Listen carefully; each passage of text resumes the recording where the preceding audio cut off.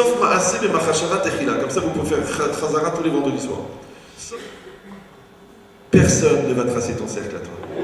Mais c'est du lavage de cerveau. Je dis, moi, je connais pas le niveau de saleté de votre tête, j'en sais rien. Oui, non, oui, non. La femme, une fille, si je suis pas une personne, je suis personne. Que la différence de l'autre, elle a été créée pour que tu travailles. Tu sais, chérie, on pourrait partir aux Seychelles.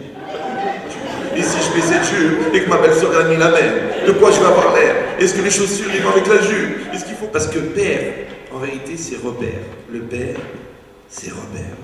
J'ai tout vu, hein, les plus religieux, les moins religieux, les homosexuels, même les goïms, des fois les arabes. Vous faites le Shalom Bayit? À quel étage vous habitez? Alors, donc...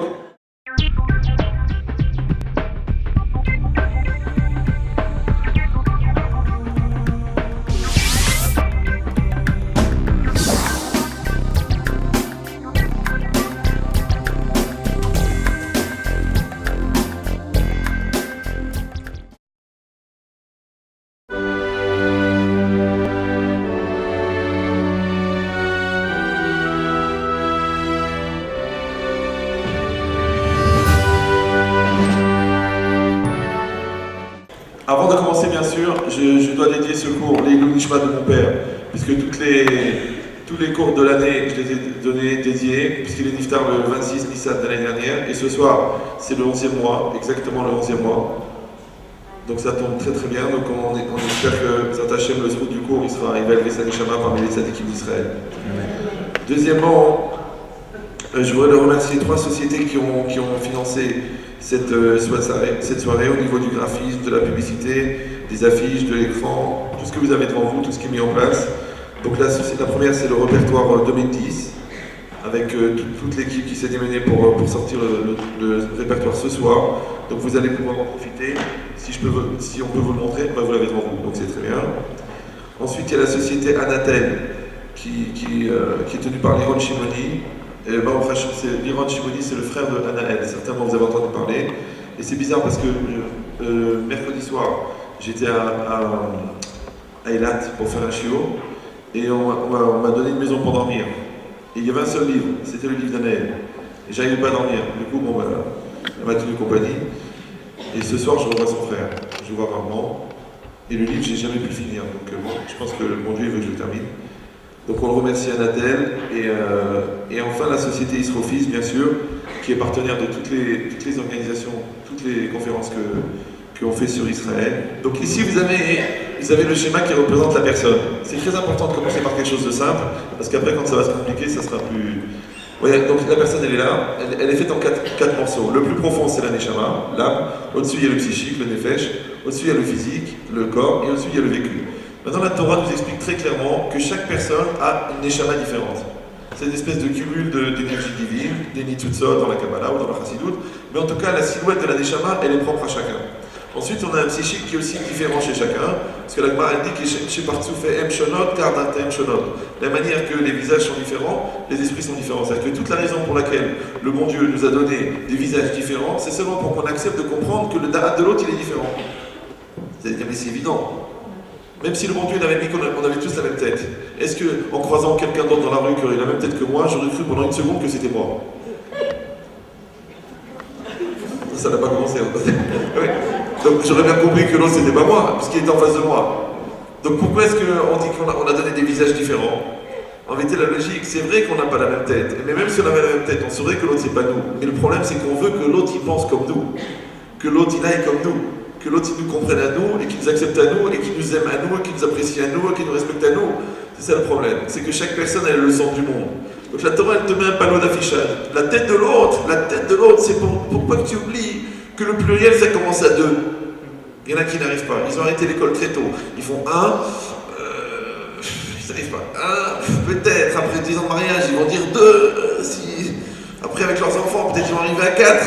C'est beaucoup d'efforts. Avec un associé, n'en parlons pas, la famille, à Roland, le voisin, oui, le beau-frère, alors lui. D'accord. Donc c'est quoi l'idée?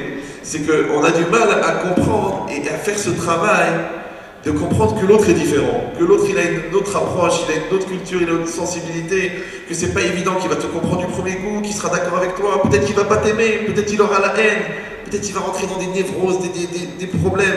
Et toi, tu n'arrives pas à le comprendre. Pourquoi? Parce que toi, tu dis, mais moi, à sa place, je n'aurais pas fait comme ça. Moi, je comprends différemment. Moi, pour moi, c'était simple. Le problème, c'est ça, c'est que tu ramènes toujours à toi. Donc, tu vas à comprendre l'autre. Alors qu'en fait, il faut faire le contraire. Il faut apprendre à accepter l'autre, avec sa différence, avec ça. Et quand on dit qu'Echem, Shepartsoufem, Shonot, Kardartem, Shonot, la manière que les visages sont différents, les esprits sont différents, ça veut dire que c'est une phrase de Chachamim. Elle s'inscrit depuis la création du monde jusqu'à la fin des temps. Pour bien mettre dans la tête. Et c'est un travail. Pour vous dire, moi personnellement, je rencontre à peu près 20 000 personnes par an. Et je travaille à chaque fois. À chaque fois. Quand c'est marqué les Olam, Té, Darto, chez la dame et au Révet et ma meilleure, toujours l'esprit doit être mélangé, de dire attention à qui je parle. À qui je parle. Oui, je ne vais pas t'imposer comment moi je suis, plutôt le rabbin, plutôt le rigolo, plutôt le philosophe. Non. Je vais te laisser venir toi. Oui, le petit vieux, il veut des histoires de Tlemcen. Ne lui fais pas des pilpoulim. Le Talmid Chacham, il veut un yesod dans le Bahad Yitzhak. Ne lui raconte pas une blague. Celui-là, il veut une blague. Ne lui raconte pas du moussard. C'est ça, les rolam, t'es d'un temps, mais au révet. Mais au rave, c'est-à-dire que tu arrives à te mélanger. Et pour se mélanger, il faut comprendre l'autre, il faut accepter l'autre. Il s'appelle la différence. Maintenant, le côté unique que tu comprends chez l'autre, il vient souvent du fait que tu as compris le côté unique qui existe chez toi. Moi, j'ai remarqué dans ma petite expérience, les gens qui se savent uniques, ils comprennent que l'autre, il est unique. Celui qui ne se sait pas unique, parce qu'il pense qu'il est comme tout le monde, alors il n'arrive pas à comprendre la différence de l'autre. Il dit, fais comme moi, fais comme tout le monde. Mais je ne suis pas tout le monde. Parce que le mot en français, le mot personne, en français, il veut dire personne et personne. Je ne sais pas si vous me suivez. Il veut dire personne et personne. En hébreu, c'est pareil. Ani, c'est je. En, c'est la négation totale. C'est les mêmes lettres. Aleph, Yud, Nun. Donc quelqu'un, ou il va être le N par excellence, ou il va être le Ani. Maintenant, si moi je ne me suis pas donné les moyens d'être le Ani, je vais être le N. Si je ne suis pas une personne, je suis personne. Une fois, un papa, il me téléphone. Il me dit, monsieur le rabbin, je dis oui. C'est vous le gourou? Je ne voyais pas où est l'erreur. Il dit, c'est gourou. Je dis, ouais, d'accord. Il m'a dit, mon fils, il va au cours du mardi soir à Paris, un cours célèbre. Il m'a dit, il a fait des choupas. Je dis, c'est pas grave, ça n'arrive pas qu'aux autres. Il m'a dit, oui, mais il ne respecte pas la mitzvah de la Torah de respecter son père et sa mère. Je dis, bon, pourquoi? Il me dit, le vendredi soir, on lui dit, viens faire le kidouche, et après, rentre chez toi. Je dis, mais où il habite? Il est à 80 km. Je dis, mais invitez-le pour Shabbat. Mais c'est petit. Alors, il ne peut pas rester. Pourquoi? Il me dit, mais je suis chômeur Shabbat. Et alors, quel rapport? Il doit respecter son père et sa mère. Des fois, on part de très loin. J'ai commencé à lui expliquer l'importance du Shabbat, les Menachot, la Emouna. Il m'a dit, vous n'allez pas me faire le bourrage de crâne. Je dis, s'il n'y a plus de place, je vais être obligé de bourrer. Il m'a dit, mais c'est du lavage de cerveau. Je dis, moi, je ne connais pas le niveau de saleté de votre tête, j'en sais rien. Je dis, bon, vous n'avez pas le temps de faire des profondeurs, je vais vous expliquer en 2 mots. Il dit, 2 mots, vous pouvez écouter? Il m'a dit oui. Je dis, respectable, respecté. Hein? Vous voulez que votre fils il vous respecte? Si vous êtes respectable, votre fils il va vous respecter. Maintenant, si vous n'êtes pas respectable, c'est souvent parce que vous ne vous respectez pas. Et vous ne le respectez pas non plus. D'accord? Donc apprenez à vous respecter, donc vous allez devenir respectable. En devenant respectable, lui il va vous respecter, et c'est ce que vous voulez, c'est ce qu'il vous respecte. Il ne peut pas vous respecter parce que vous n'êtes pas respectable. Alors il y avait un silence dans le téléphone. Il m'a dit, c'est quel jour le cours? Un de plus chez nous, à la maison. Donc c'est quoi l'idée? C'est qu'une personne, elle exige en tant que personne d'être respectée en tant que personne. Mais tu ne peux pas être respecté en tant que personne quand tu es personne. Il y a des gens comme ça, ils arrivent quelque part, et je comprends pas, on ne fait pas un accueil, on ne me met pas le tapis rouge, je t'envoie 4 textos, tu ne me rappelles pas. Il faut bien comprendre que celui qui veut être comme tout le monde, il n'est personne, puisque chacun c'est quelqu'un, mais tout le monde c'est personne. Donc celui qui est comme tout le monde, il est personne. Je dis, mais alors comment on fait pour être quelqu'un? Eh bien, quelqu'un, c'est quelque chose d'unique qui est en toi, qui est ici, et que tu vas exprimer à l'extérieur pour montrer qui tu es toi. Maintenant, ça va être dans tes actions, ça va être dans ce qui est propre à toi, ça va être dans tes réactions, dans tes attitudes, mais ça va devenir de quelque chose de très très profond en toi. Et ça, c'est une chose qu'on avait démontré ensemble déjà, je pense, avec le principe du cercle. Levez la main les gens qui se rappellent la démonstration du cercle. C'est bien. Donc je deviens gaga. Il y a une personne, ben voilà. Bon, ça fait beaucoup d'absentéisme. Bon, alors je vous donne le principe. C'est un truc extraordinaire. J'ai découvert l'année dernière, j'en ai parlé un petit peu dans le deuxième livre, mais c'est un roll-up. Je pense que si Dieu veut, je vais écrire un livre sur le cercle. C'est incroyable. Le Maharal de Prague, il a dit une phrase. Il a dit l'homme ressemble à un cercle. Qu'est-ce que c'est un cercle? Vous savez, c'est une figure géométrique. Vous prenez un compas. Le compas est un outil spécial. Il a deux pointes. Une pointe qui pointe mais qui n'écrit pas, et une pointe qui écrit mais qui ne pointe pas. C'est un compas. C'est le truc le plus... C'est basique, d'ailleurs on le dit compas. Alors, vous prenez une feuille, vous plantez le compas et vous tracez un cercle. Maintenant, le cercle en réalité c'est quoi? C'est ce qui apparaît du cercle, c'est-à-dire le périmètre du cercle. Le périmètre du cercle c'est une droite. Mais c'est une droite dont les deux bouts se rejoignent. Comme chez l'homme, l'amour et la haine, ça va ensemble. L'orgueil et l'humilité, ça va ensemble. La bêtise et l'intelligence, ça se rejoint. Chez l'homme, les extrêmes, ils se rejoignent. Maintenant, une droite, c'est un ensemble de points. C'est quoi chaque point? Tout ce que tu fais, tout ce que tu dis, tout ce que tu penses, toutes tes attitudes, elles apparaissent dans le périmètre. Ce qu'on voit de toi, c'est le cercle. Maintenant, vous avez appris à l'école que tous les points, ils sont à la même distance du centre. Ça s'appelle le rayon. Alors, en psychologie, on appelle ça la traçabilité. C'est-à-dire, qu'est-ce qui fait que tu dis ça? Tu as dit ça, pourquoi tu as dit ça? Tu penses ça, pourquoi tu penses ça? Tu fais ça, pourquoi tu penses ça? Maintenant, le problème, c'est que quand on enlève le compas, on ne trouve plus l'endroit de la pointe. C'est ça ce que les Khamim appellent le lève, le cœur de l'homme, le centre de la personne. C'est-à-dire ce qui est à l'origine de l'impulsion première. Ce que tu as dit, ce que tu as pensé, ce que tu as fait. C'est ça, toujours les gens ils parlent, la connaissance de soi, la maîtrise de soi, le respect de soi, la peinture sur soi, la cravate en soi. Mais personne ne définit les choses en elles-mêmes. C'est quoi le soi? C'est quoi? Alors, quand on parle de la connaissance de soi, alors je vous dis un mot. C'est marqué sauf ma'aseh b'machashava techila. Comme ça vous pouvez faire khazara tous les vendredis soirs. Sauf ma'aseh b'machashava techila. La fin d'un acte, elle est dans la pensée au départ. Alors nous on pense toujours, ben, c'est le cycle normal. D'abord on réfléchit, après on réalise. D'abord il y a une marshava, après il y a une asiya. Facile à comprendre. Même Rav Dessler, il dit Achlata zechatzi asiya. La décision, c'est la moitié de la réalisation. Donc on va dire que dans le compas, la pointe du compas, c'est la décision, et le trait, c'est la asiya, c'est la réalisation.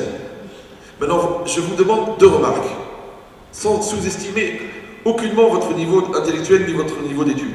Écoutez bien la question. Si on met la pointe du compas au milieu, on peut tracer le cercle. Si on met la pointe du compas en dehors du cercle, est-ce qu'on peut tracer ce cercle-là? Oui ou non? Je répète, ce cercle-là, est-ce qu'on peut le tracer en mettant la pointe à l'extérieur? Est-ce que c'est clair pour vous? Est-ce que c'est clair? J'ai posé une question, je ne vous ai pas demandé une autre question. Je répète la question.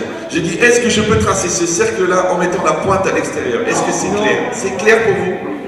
Bon, je vous donne un secret. Quand le rabbin vous fait répéter, c'est pas qu'il n'a pas entendu. Ou là, c'est pas qu'il n'a pas compris. C'est un peu comme le bon Dieu. Quand il se répète dans la vie, c'est pas qu'il vous a pas compris, c'est vous qui n'avez pas compris. Donc moi, j'ai pas besoin du niveau intellectuel de la réponse. J'ai besoin du niveau de maturité de la réponse. Si j'ai dit que le cercle, c'est ce qui apparaît de vous, et que la pointe, c'est la décision, ça veut dire que quand la pointe allait à l'extérieur, c'est que toi, tu crois que ton cercle, il va être tracé par quelqu'un d'autre. Personne ne va tracer ton cercle à toi. Tu ne peux pas dire ni à cause de, ni grâce à. C'est toi qui dois tracer ton cercle. C'est très très important. Oui? Et moi, encore une fois, je n'ai pas besoin que vous compreniez. Moi, ce que j'ai besoin, c'est que vous intégriez. Vous dites, oh là, qu'est-ce qu'il a dit? Oh! Et moi, je suis toujours en train de dire, c'est à cause de mon mari, c'est grâce à mon père, c'est à cause du psy. Oh non, non, non, non, non, non, non, non. Il n'y a personne qui peut tracer ton cercle à ta place. Tu pointes le compas, tu épouses cette femme, tu fais ta famille. Tu choisis tel produit, tu crées ta société. Tu habites à tel endroit, tu crées ton... C'est comme ça que ça se passe. Maintenant, je ne vais pas vous mentir. Deuxième enseignement, c'est que le cercle ne peut jamais être plus petit que la pointe. Ça vous acceptez aussi ou non? On vous demandez un temps de réflexion. C'est impossible de tracer un cercle qui soit plus petit que la pointe. Oui? Ça veut dire que tu ne peux jamais être plus nul que ton potentiel. Non, il y a des gens qui disent, mais je suis rien, mais je vaux rien. Et ouais, tu peux pas être pire que toi. Ça va pour vous? Maintenant, je vous dis la vérité, il y a des gens dans leur compas, ils ont deux pointes. Ils n'ont pas de crayon. Quand ils se pointent, ils ne bougent plus. Ils n'arrivent à rien faire. Je suis bloqué, mes angoisses, mes peurs, l'inarale, ils sont bloqués. Ils ont un compas avec deux pointes, ils ne bougent plus. Il y en a, ils ont deux crayons. Ceux-là, ils n'arrivent pas à tracer de cercle. Ils font deux formes bizarres, ils sont parallèles. Une vie au travail, une vie à la maison, une vie avec les goïms, une vie avec les juifs, une vie dans le judaïsme, une vie en dehors. Ils ont deux vies. Mais ça n'a aucune forme. Parce que pour tracer un cercle, il faut akhlata asiya. Akhlata asiya. Mais les gens, des fois, ils disent « Oh, vous savez, par objectivité, je ne peux pas fixer les choses. » Mais si tu fixes rien, tu es flou. Ça n'a pas de forme. Et les gens, ils ne sont pas clairs. Vous êtes marié ou non? Oui. Mais est-ce que vous êtes fidèle? Oh, c'est un bien grand mot. Oula, tu deviens dangereux. Est-ce que tu es religieux? Bien sûr. Ah, et pendant les vacances? Ah, c'est pas évident, vous savez. Est-ce que tu as la télé? Hazli shalom. Est-ce que tu as Internet? Bataille. Tu sais plus. On ne sait plus à qui on parle. Des fois, tu dis, tu devrais manger un chapeau tous les jours pour bien ressentir ton judaïsme. Oui. C'est pas évident. Surtout que les gens, ils aiment les ségoulottes. Des fois, j'essaie d'expliquer le principal travail de Yahya Ben Chekri, je vous dis franchement, c'est pas transmettre des informations. Les gens y croient, ils parlent bien, ils rigolent, ils sont sympathiques. J'en ai rien d'affaire de ça. C'est pas l'intérêt pour moi. L'intérêt pour moi, c'est pouvoir déclencher chez la personne le besoin de travailler. Si j'ai réussi à faire ça, pour moi, j'ai gagné. Vous comprenez? Parce que les gens y croient. J'ai pas compris, maintenant j'ai compris. Je ne savais pas, après je sais. Les gens, j'ai étudié, mais maintenant j'ai compris ce que j'ai étudié. C'est bien. Moi je suis content que des gens qui ont fait 20 ans d'Yeshiva, ils commencent à comprendre ce qu'ils ont appris. C'est intéressant. Comme des ingénieurs, après des années, ils comprennent ce qu'ils ont appris. C'est pas grave. C'est bien, un jour ou l'autre, de comprendre ce qu'on sait. Oui, non, oui, non. Oui, c'est après le mariage de ton fils que tu commences à réfléchir. Je pense que j'ai fait certaines erreurs dans l'éducation. Et il y a du temps qui est passé. C'est comme si quelqu'un il est tombé de l'avion. Tu dis, hey, il est tombé de l'avion. Tu dis, c'est grave. Il dit, non, il vient de tomber, ça va. Non, mais il est tombé de l'avion. Il n'est pas tombé de la poussette, il est tombé de l'avion. Qu'est-ce qu'on peut faire pour lui? Je sais pas, il est tombé de l'avion, fais ce que tu peux. Donc c'est quoi l'idée? C'est la notion du travail. Le travail, c'est la construction. Et travailler. Tout ce qu'on a fait, les CD, les livres, le site internet, les DVD, les travettes, tout ça, c'est pour le travail. Les gens qui continuent à se faire un kiff parce que Gad Elmaleh, c'est pas caché, c'est haval. C'est haval. Parce que vraiment, c'est des outils de travail, des outils de construction, des outils personnels, d'éducation. Je vous dis, il y a des gens, des psychologues, qui me disent, mais Yahya, comment tu arrives à régler en 2 semaines ce que nous, on n'arrive pas à régler en 4 ans? Je dis, parce que moi, ma piscine, elle est déjà payée. C'est pas grave. Donc c'est quoi l'idée? Non, c'est parce que le principal, c'est l'autre qui travaille. C'est pareil dans un couple. Regardez, remarquez un truc bizarre dans les couples. Les couples qui travaillent n'ont pas de problème de couple. Non, les couples qui ont des problèmes, c'est les couples qui pensent que c'est l'autre qui doit travailler. Moi, je suis parfait, ma femme est folle. Moi, je suis extraordinaire, mon mari est cinglé, c'est normal, un Algérien, qu'est-ce que je fasse? Ou là, un Tunisien, ou il est marocain, il est ashkénaze. Ils font des catégories comme ça, les gros, les petits, les intellos, les brels. Mais même Jacques, vous avez connu sûrement Jacques. Jacques Brel, très très connu, d'accord? Il n'a rien inventé. Moi, j'essaie d'inventer la capacité de ne pas se séparer, ne me quittez pas, d'accord? Mais c'est quoi l'idée? C'est qu'une personne, elle accepte que la différence de l'autre, elle a été créée pour que tu travailles. Maintenant, quand on a accepté la différence de l'autre, alors là, on rentre dans un cycle extraordinaire, que j'espère que techniquement, il va apparaître devant vous, il est là. Vous l'avez devant vous. Donc, ne tenez pas compte du bas, pour l'instant, ne tenez compte que du haut. La vie, elle ressemble à ça. C'est un cycle universitaire qui dure 4 ans. Vous savez que chaque année en fac, on a des UV à obtenir, des examens à passer pour obtenir le diplôme. La première année, disons, il y a 6 UV. La deuxième année, il y a 10 UV. La troisième année, il y a 5 UV. La quatrième année, il y a 3 UV. Maintenant, vous êtes d'accord avec moi que si la première année, la personne, sur les 6 UV, elle en a eu 3, la deuxième année, au lieu d'en avoir 10, elle en a 13. On est tous dans ce... D'accord. Maintenant, si sur la deuxième année, il tombe amoureux, le type il a pu se concentrer. D'accord, il a rencontré en août Jennifer à Natania, toute l'année il attendait un texto, il n'a pas pu travailler, il n'a rien fait. Donc sur les 13 UV qu'il aurait dû passer en deuxième année, il n'en a eu que 3, il lui en manque 10. Donc la troisième année où il devait en avoir que 5, maintenant il en a 15. Voilà, ça s'appelle le Gilgoul. C'est qu'on reporte, en fin de compte, Gilgoul Chobot, on reporte les obligations qu'on n'a pas réglées en première année en deuxième année. Maintenant c'est quoi la première année? C'est le célibat. Quand tu es célibataire, le bon Dieu, il t'envoie un certain nombre d'UV à obtenir. Ta capacité intellectuelle, ton niveau spirituel, ton niveau émotionnel, ta gestion des midotes, du temps, de l'argent, du lien avec l'autre. Ça, c'est ce que tu dois travailler en première année. Rabotel, tout ce qu'on n'a pas travaillé en première année, ne vous en faites pas, on l'épouse. Parce que le mariage, c'est la deuxième année. C'est marqué Mezavgim, les Adam, les filles Marasav. On fait rencontrer quelqu'un en fonction de ses actes. Les actes, on a dit, c'est quoi? C'est le cercle. Le cercle, c'est quoi? C'est la définition extérieure de ton intériorité. Donc t'es plus, c'est bien, t'es moins, c'est pareil, ça fait partie de toi, c'est ta définition. Donc les choses, et en plus le plus rigolo, c'est qu'il y a une grande règle dans la vie, c'est que les choses que tu fuis le plus, c'est ceux qui te rattrapent en premier. Je ne sais pas si vous me suivez. Donc si t'es radin, on va te faire épouser une femme dépensière, tu vas mourir. Toi la dépensière, tu épouses un radin, tu dis c'est pas possible, mais lâche quelque chose. Fais une amputation, fais quelque chose. Rien. Le nerveux, il rencontre une nerveuse. Le Allah, ouais, le lourd, il rencontre une khlifa, une cocopine, et lui, le paysage algérien, la même photo, une gelée de poulet. C'est-à-dire que pour le sentir vivant, il faut que tu remues. Et c'est vrai des fois, tu regardes des couples. Moi j'ai pas la télé, mais je m'ennuie pas. Avec les gens que je reçois au téléphone, c'est science-fiction tous les jours. Des fois je regarde mon téléphone, je dis attendez, vous pouvez répéter ce que vous avez dit, c'est des trucs. Imagine un couple, ouais, un mari, bon j'ai pris un exemple comme ça, mais c'est bisexe, hein, ça peut être le contraire. Le mari a Allah de Sharana, ça veut dire presque dans le coma, presque. Ils sont les deux en train de regarder un documentaire sur les îles Seychelles. La femme, une khalifa, elle regarde et son mari lui dit tu sais chérie, on pourrait partir aux Seychelles.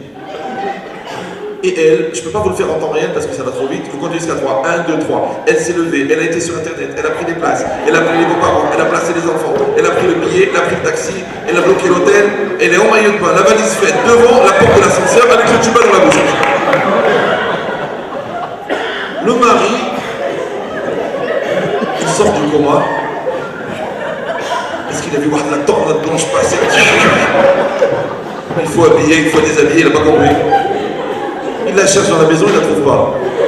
Il la voit en maillot de bain, avec le tuba dans la bouche devant la porte de l'ascenseur.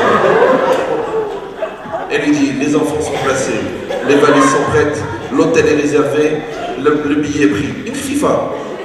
Le mari la regarde et dit, c'était juste une idée. Des fois tu dis, mais comment ils se sont mariés ces deux?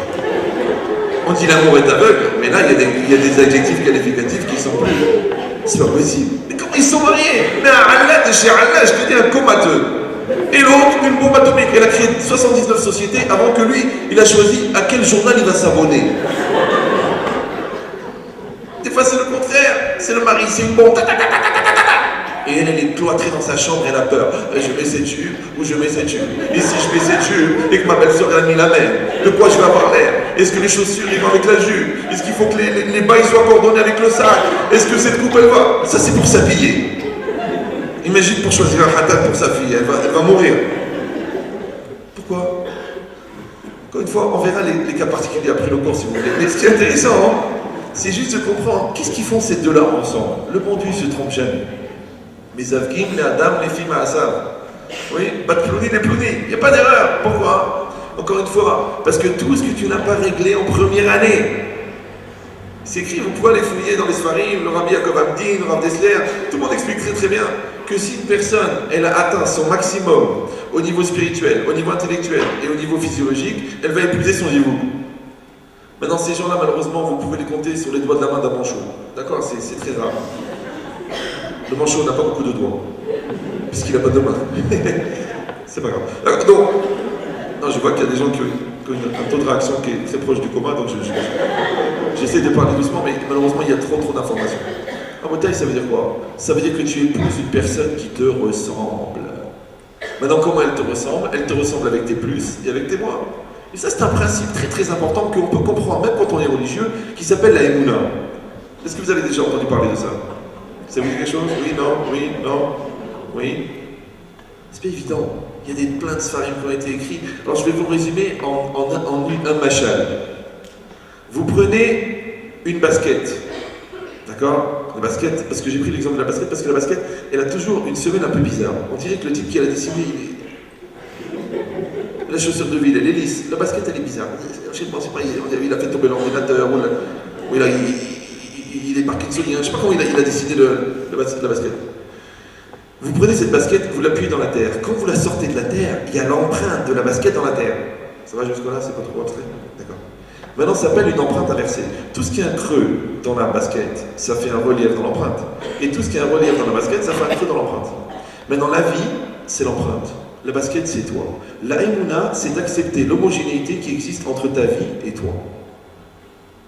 Ça ne sert à rien de mettre les tunnels le matin si quand tu rentres à la maison, tu dis je me suis marié trop vite. Ça ne sert à rien de prendre le talit de katane si après tu dis mon fils, je ne me reconnais pas en lui. Mais le bon Dieu, il ne se trompe pas. Peut-être toi tu te trompes, peut-être tu dors. Mais lui, il ne se trompe pas. Donc il t'a envoyé exactement ce qui te ressemble. Ah mais non, c'est une empreinte inversée. Donc ce qui est un plus chez toi, ce qui est un relief chez toi, c'est un manque chez l'autre, puisque le bon Dieu t'a envoyé l'autre pour que tu l'aides à compléter ce manque. Mais ce qui est un moins chez toi, c'est un plus chez l'autre. Parce que le khfif, là, le Allah qui a épousé la khfifa, c'est bien pour lui, parce que grâce à ça, si Dieu veut, il va s'inscrire dans un mouvement qui se rapproche de la dynamique. Mais elle, grâce à son mari, elle va apprendre à réfléchir, elle va arrêter de signer des appartements comme si elle achetait des bonbons. Elle va un peu, oh, c'est pas parce que le vendeur il est bon que tu dois acheter la moitié de Miami. D'accord. Donc une personne, elle réfléchit. Donc elle, grâce à son mari, elle est devenue plus posée. Et lui, grâce à sa femme, il est devenu plus dynamique. Donc le bon Dieu ne s'est pas trompé. Et dans tout, c'est pareil. Je vous dis, les gens nerveux, ils attirent les gens qui les énervent. Il dit, tout le monde m'énerve. Je rencontre que des brels. Ils sont tous lourds. Ils marchent à 2 à l'heure. Moi, j'ai besoin que ça aille vite. Il rencontre que des lourds. Il a une secrétaire. Dans le film, elle joue les deux rôles, la belle et la bête. D'ailleurs, elle s'appelle Hamara Yafa. C'est un cas d'école. Il lui dit, Catherine. Elle s'appelle Catherine, parce que Catherine, c'est une future catastrophe. Katharina, très connue. D'accord. Il lui dit, Catherine, envoyez le fax au japonais, j'attends leur réponse. Il attend une demi-heure, 1 heure, pas de réponse. Il dit, mais Catherine, je vous ai dit d'envoyer le fax, c'est son premier jour. Mais elle est très très belle, mais elle est belle comme un oiseau, c'est-à-dire elle a le double QI, le QI, tout petit QI. Il a dit, bon, vous avez envoyé le fax? Elle dit, je l'ai envoyé. Il dit, comment vous avez envoyé? Mais j'attends la réponse. Il dit, mais je l'ai envoyé. Et je regarde sur le bureau, il n'y a plus de fax. Il dit, comment ça? Elle a pris l'appareil du fax, elle l'a mis dans une boîte, elle l'a envoyé. Je dis, mais je vous ai dit d'envoyer le fax. Mais j'ai envoyé le fax. Je dis, attendez, à qui vous l'avez envoyé? Eh bien, justement, mon frère, il avait besoin d'un fax, alors je dis, mais je vous ai dit d'envoyer la feuille, pas d'envoyer le fax. Mais c'est pas possible d'être brel. Elle dit, vous êtes renvoyé. Elle dit, j'espère que je vais trouver une boîte assez grande.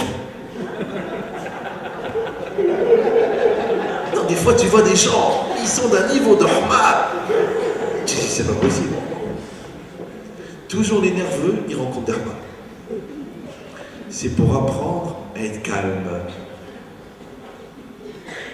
C'est pour apprendre.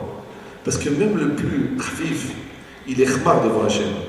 Donc Hachem, il t'envoie des khmar pour jusqu'à ce que tu comprennes combien toi t'es khmar devant Hachem. Quand tu deviens calme, tu comprends la tolérance de Dieu. C'est bien pour toi. Tu vas apprendre la tolérance. Mais tant que tu n'es pas tolérant, le bon Dieu ne va pas être tolérant avec toi. Ça ne marchera jamais. Donc ça veut dire quoi? Ça veut dire que tu attires ce qui te ressemble dans le bien et dans le mal. C'est pour ça même le maire de Goy, quand tu t'es marié, il dit vous êtes marié pour le meilleur et pour sa mère. Eh oui, d'accord, c'est un package, d'accord. Donc ça veut dire quoi? Ça veut dire que dans la vie, les choses elles viennent ensemble. Donc le père, tu peux l'accepter, mais la mère, est-ce que tu vas l'accepter? C'est le pire et la mère, on dit en yiddish, oui. Donc c'est quoi l'idée? C'est que tu as devant toi le résultat de ce que tu es. Ça c'est la deuxième année. Après il y a ce qu'on appelle le shalom bayit. C'est quoi shalom bayit? C'est les hashlim et tatzmecha. C'est pas les hashlim et tazou. Toi-même à l'intérieur de toi, tu sais que tu as des problèmes personnels. Et après, il y a les problèmes de couple. Moi par exemple, j'ai une petite expérience, j'ai à peu près 800 couples en consultation et peut-être 25 000 au téléphone, d'accord? Je peux vous dire que j'ai rarement vu des couples qui ont des problèmes de couple. J'ai tout vu, les plus religieux, les moins religieux, les homosexuels, les kharouettes, même des goïms, des fois les arabes. Vous faites le shalom bayit? À quel étage vous habitez? Alors, donc c'est quoi? Il y a toujours une solution en fait. Donc c'est quoi l'idée? C'est que j'ai vu des centaines et des centaines de couples, j'ai rarement vu des couples qui ont des problèmes de couple. Je comprends pas, mais vous les recevez. Non. Les 3 quarts, ils n'ont pas des problèmes de couple, ils ont des problèmes personnels qui dégénèrent en problèmes de couple. Monsieur n'a pas réglé son problème de respect de lui-même. Donc qu'est-ce qu'il fait? Il trouve que tout le monde est nul, particulièrement les gens de sa famille. Elle, là, elle n'a pas coupé son cordon ombilical. Donc elle va dire à son mari, tu parles trop à ta mère, tu es influencé par elle, tu n'as pas de personnalité. Mais lui, sa mère, il lui parle une fois par semaine. Mais elle, par contre, elle porte les mêmes jupes que sa mère, à 38 ans. Tu sais pas qui c'est qui a pas coupé le cordon. Les gens, les trois quarts, ils font un transfert. C'est pour ça que les gens, quand on les reçoit d'abord séparément. D'abord, on va te faire ton scanner psychologique de la naissance jusqu'à maintenant, et toi, on va faire ton scanner psychologique de maintenant jusqu'à maintenant. Et c'est normal, parce que, encore une fois, Rabotaille, si moi j'ai compris la basket, j'ai compris l'empreinte. Et dans ton empreinte, il y a ta femme, il y a ton mari. Donc les gens que tu rencontres, parce que mes avec Zivugim, c'est pas seulement le couple, c'est toutes les personnes que tu rencontres. C'est nécessaire que tu les rencontres. Je vous donne une grande démarche d'évolution dans le Moussa. C'est que dans la vie, au départ, tu comprends pas. Après, tu comprends et tu te révoltes. Et un jour, si tu veux, tu comprends que c'est nécessaire. Au début, tu comprends pas qu'est-ce que tu fais avec ces personnes-là. Après, tu t'énerves parce que qu'est-ce que tu fais avec ces personnes-là. Et après, quand tu fais les cons, tu dis en fin de compte, le bon Dieu, il a bien fait parce que c'est exactement ce que j'avais besoin. C'est pareil pour le business. Ah, si vous allez me dire, alors pourquoi on divorce? Bonne question. Oui, je vous donne la réponse. C'est que quand on a tout fait pour que ça marche et que ça ne marche pas, c'est une mise va divorcer. Mais non, les gens qui ont tout fait, ils sont très rares. Parce que c'est des gens qui ont tout fait, ils sont déjà étouffés. Non, c'est pas grave. C'est très rare de trouver des gens qui ont tout fait. Pourquoi? Parce que nous, on vient de dire qu'il y a le travail personnel et le travail de couple. D'accord? Et je vous dis, j'ai des trucs bizarres. Les gens, quand je leur finis leur travail personnel, ils ont plus de problème de couple. C'est la plomberie. C'est la plomberie, c'est un truc bizarre. Au 6e étage, il y en a un qui a une goutte à goutte. Il a un robinet qui coule. Il faut changer un joint, c'est rien. Mais le type du rez-de-chaussée, il a un trou au plafond. Parce que la goutte, elle arrache, elle enlève, elle détruit, un truc. Donc il est en procès avec lui, mais je vous en prie, méchant, mais qu'est-ce que c'est un joint? Je t'en prie 2 €, tu vas prendre la tête avec ton joint. Il dit, mais le joint il est chez vous, mais chez moi, c'est un trou au plafond. Ça fait 4 fois que je refais l'enduit, ça fait 5 fois que je refais. Alors, réglez votre problème. C'est ça le problème. Il y a un homme d'un côté, une femme de l'autre. Le problème, c'est qu'un détail chez l'un, c'est un cauchemar chez l'autre. Vous me suivez ou non?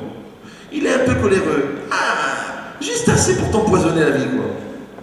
Elle est un peu jalouse. Pas jalouse. Pas paranoïa. Non, elle t'a regardé. C'est qui ce texto? À qui t'as répondu? Pourquoi tu fais cette tête? Pourquoi tu lui souris, moi tu me souris pas? Et comme ça, limite obsessionnel. Ce petit goutte à goutte, il va te pourrir la vie. C'est rare les gens qui ont des grands problèmes. On n'a que des petits problèmes, mais les petits problèmes mal gérés, ils nous pourrissent la vie. C'est rien. C'est comme si un type, il n'a pas le bon logiciel. Donc il est tout le temps en train de refaire les mêmes manœuvres. Mais installe le bon logiciel. Ah, mais il coûte 30 €. Eh ben crève. Après, quand tu cumules les 167 heures que tu gaspilles par mois à cause des petits trucs, c'est pareil. Le matériel, il n'est pas bon. Change de matériel. Ah, tu as pris un collaborateur. Le type, tu payes 1000 shekels. Prends un 1005, il connaît son boulot. Non, c'est pourquoi je jette l'argent. Alors prends un 1000 et perds tes cheveux. Toute la vie, c'est comme ça. Toute la vie, c'est comme ça. On appelle ça en français le prix à payer. Il y a un prix à payer. Alors, quelle différence entre l'accaparement qui est le prix à payer, les nerfs que tu auras avec tes enfants, que c'est le prix à payer, les efforts que tu vas fournir avec ta femme, que c'est le prix à payer, avec ton mari, que c'est le prix à payer. Les gens, ils ne veulent pas payer. Ils veulent le bonheur gratuit. Ils veulent, tu mets un DVD, tu es heureux. C'est vrai, tu mets le DVD, tu es heureux. Mais la vie, c'est pas un DVD. La vie, si tu veux que ta vie elle soit un film d'amour, il faut mettre de l'amour. C'est un truc idiot. Quand tu veux la confiance, il faut la créer. Mais je comprends pas, comment ça se fait que tu n'as pas confiance? Mais d'où je vais avoir confiance? D'où? Tu mens, tu triches, tu me racontes rien, tu me dis les choses de travers et à l'envers. Tu dis oui, d'accord, mais si tu m'aimes, tu dois avoir confiance en moi. Je dis c'est du travail. La muraille de Chine, on l'a pas fait en un jour. Alors pourquoi notre couple, ça prendrait 3 semaines? Sous prétexte qu'on est mariés. Et encore une fois, les gens, ils veulent des trucs magiques. Moi, des gens, ils me disent, Rabbi Chetrit, qu'est-ce que vous pensez d'une infusion de mezuzot? Si je mange un talit de katan, vous pensez que ça, je vais améliorer mes midotes? Il y a une, elle est venue nerveuse, très nerveuse. Ils sont venus les deux comme ça, ils rentrent dans la pièce. Je vous dis, des fois, si j'avais une caméra, mais Woody Allen, je le mets au chômage. Ils rentrent les deux, lui, comme ça. Genre le type, il a plus de carrelage chez lui, il a tout fumé, toute la moquette, tout, il a plus de... Et elle s'assoit, vraiment, elle s'assoit comme ça. Ah mais c'est dit, j'arrive là, voilà, une mitraillette de reproches. Elle avait un dossier, que des reproches. Je sais pas comment j'ai réussi à la faire taire. Stop! Elle s'est tue. Le mari, il a ouvert les yeux, voir un éclat de vie. C'est la première fois que quelqu'un arrive à fermer la bouche de sa femme, c'est un miracle. Il a dit, tiens, il se passe quelque chose. Ou la machine, ou ma femme, c'est un des deux, ouais. Elle me dit, qu'est-ce qu'il y a? Je dis, madame, je vous connais pas. Vous avez demandé un rendez-vous, vous êtes venu, c'est la première fois qu'on se voit. Ça fait 3 secondes que je vous connais, je suis déjà énervé. Alors le type que vous avez amené avec vous, l'espèce de zombie là, ça fait combien d'années qu'il subit ça? Elle me regarde, elle me dit, vous avez pris parti. Ça m'a pris 1 heure pour la calmer, pour lui expliquer que peut-être qu'elle avait un petit problème d'hystérie ou la pire. Le napalm dans la bouche. C'est déjà comme ça. Ah, Gabriel, Herman, t'es la pourriture, Khassa, Salras. On peut parler. Non, ferme-la, tais-toi, t'es une pourriture. J'ai réussi à la faire taire. Alors je lui ai dit, écoutez, si vous voulez, je vous propose un travail. Elle dit, un travail. Je dis oui. Vous écoutez le cours sur la colère, le cours sur le respect de soi, le cours sur le respect de l'autre, le cours sur retrouver la sérénité. Parce que moi, je connais l'impact psychologique de mes cours. Donc on peut les écouter en repassant sympathique ou dans la voiture pour se marrer un peu. Mais si un jour tu veux évoluer dans ta vie et éviter de faire 30 ans de thérapie, tu peux travailler avec les cours. Je lui ai donné le programme avec la méthode d'utilisation des cours. Travailler pour les cours. Elle m'a dit, vous savez, je suis pas scolaire, et moi j'ai pas la patience, c'est de prendre des notes, et essayer de me comparer, un peu comme le moussard, c'est-à-dire essayer de prendre la distance qui existe entre toi et l'enseignement, après de trouver des protocoles pour pouvoir atteindre le résultat. Après, c'est trop compliqué. Elle me dit, vous auriez pas une ségoula? Ségoula? C'est quoi une ségoula? Elle me dit un truc magique. Comme ça, je change de caractère, je deviens une khloua, une khnila. Je dis, c'est impossible, madame. Sinon, moi, je serais c'est venu. Ah bah, bon. Elle a insisté, si vous voulez, j'ai une ségoula pour vous. Elle me dit, quelle ségoula? Je dis, c'est très simple. À quelle heure il rentre votre mari? Elle me dit, à 8 heures. À 8h moins quart, vous buvez un demi-litre d'huile d'olive pure. Elle dit, j'ai pas compris une cuillère. Je dis, non, un demi-litre. Quand vous finissez, ça prend 7 minutes et demie. Là, vous êtes dans l'état de la femme enceinte 1 minute avant l'accouchement. Après, il vous reste 7 minutes et demie pour avaler une mèche en coton de 60 cm de long. Doucement, doucement, pied à chaque fois. Et là, il est 8 heures. Votre mari il ouvre la porte. Il vous reste un petit bout de mèche. Vous allumez et vous la mettez en veilleuse.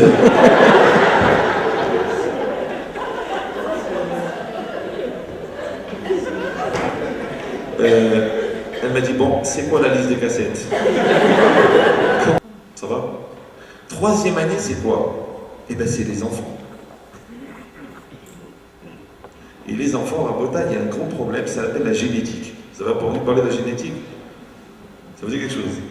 La génétique, c'est que tu ne peux pas produire autre chose que ce que tu es. Donc, dans ta semence, il y a ta définition, ce qu'on appelle ton patrimoine génétique, et tu vas le transmettre dans le ventre de ta femme, et ta femme, elle va transmettre, et avec ça, on va faire un enfant. C'est l'inné, d'accord? Donc si ton enfant, par exemple, il est Herman, tu peux même pas dire fils d'Orman, c'est une grande frustration. Tu regardes ce gosse, tu dis, mais espèce d'Orman, mais d'où est-ce que tu sors? Alors lui, il te regarde, il te dit, le fruit ne tombe jamais loin de l'arbre. Tu dis, mais c'est pas possible, comment? Alors avant, tu pouvais dire, mon fils, il est bête comme ma femme et beau comme moi. Aujourd'hui, c'est fini. Il est minimum 50-50, puisque tout est partagé en deux. C'est la génétique. D'ailleurs, on le dit, quand il y a de la gêne, il n'y a plus de plaisir. D'accord? C'est fini. Tu ne peux plus accuser. Parce que maintenant, c'est minimum 50-50. Et encore, il y en a qui sont 70-70, puisqu'il y a 20% de gènes de la belle-mère qui interviennent au point selon le niveau de maturité mentale de chacun. Donc, c'est quoi l'idée? C'est que maintenant, il y a un homme en face d'une femme, et là, il y a un enfant. Qu'est-ce que tu vas faire? Et là, c'est la 3e année. Donc, ce que tu n'as pas réglé en tant que personne, et ce que tu n'as pas réglé en tant que couple, tu vas le générer dans ta semence. Or, la semence, c'est la photo de la personne. Qu'est-ce qu'on a dit tout à l'heure? Sauf ma'aseh, b'mahashava techila. D'accord? La fin de l'acte, elle est dans la pensée au départ. Mais la mahashava, c'est quoi la mahashava? Les gens ils disent, pas la mahashava, c'est la pensée. Comme ça qu'on traduit à l'ulpan. Oui. Mais si on évolue un petit peu, le mot mahashava, il vient de l'archov, qui veut dire penser, mais il vient aussi du mot chashuv, qui veut dire important. Maintenant, laissez-moi vous dire un petit douche. Vous prenez pas mal? Ça m'a pris 20 ans pour le trouver, j'espère que ça va prendre un peu moins de temps pour le comprendre.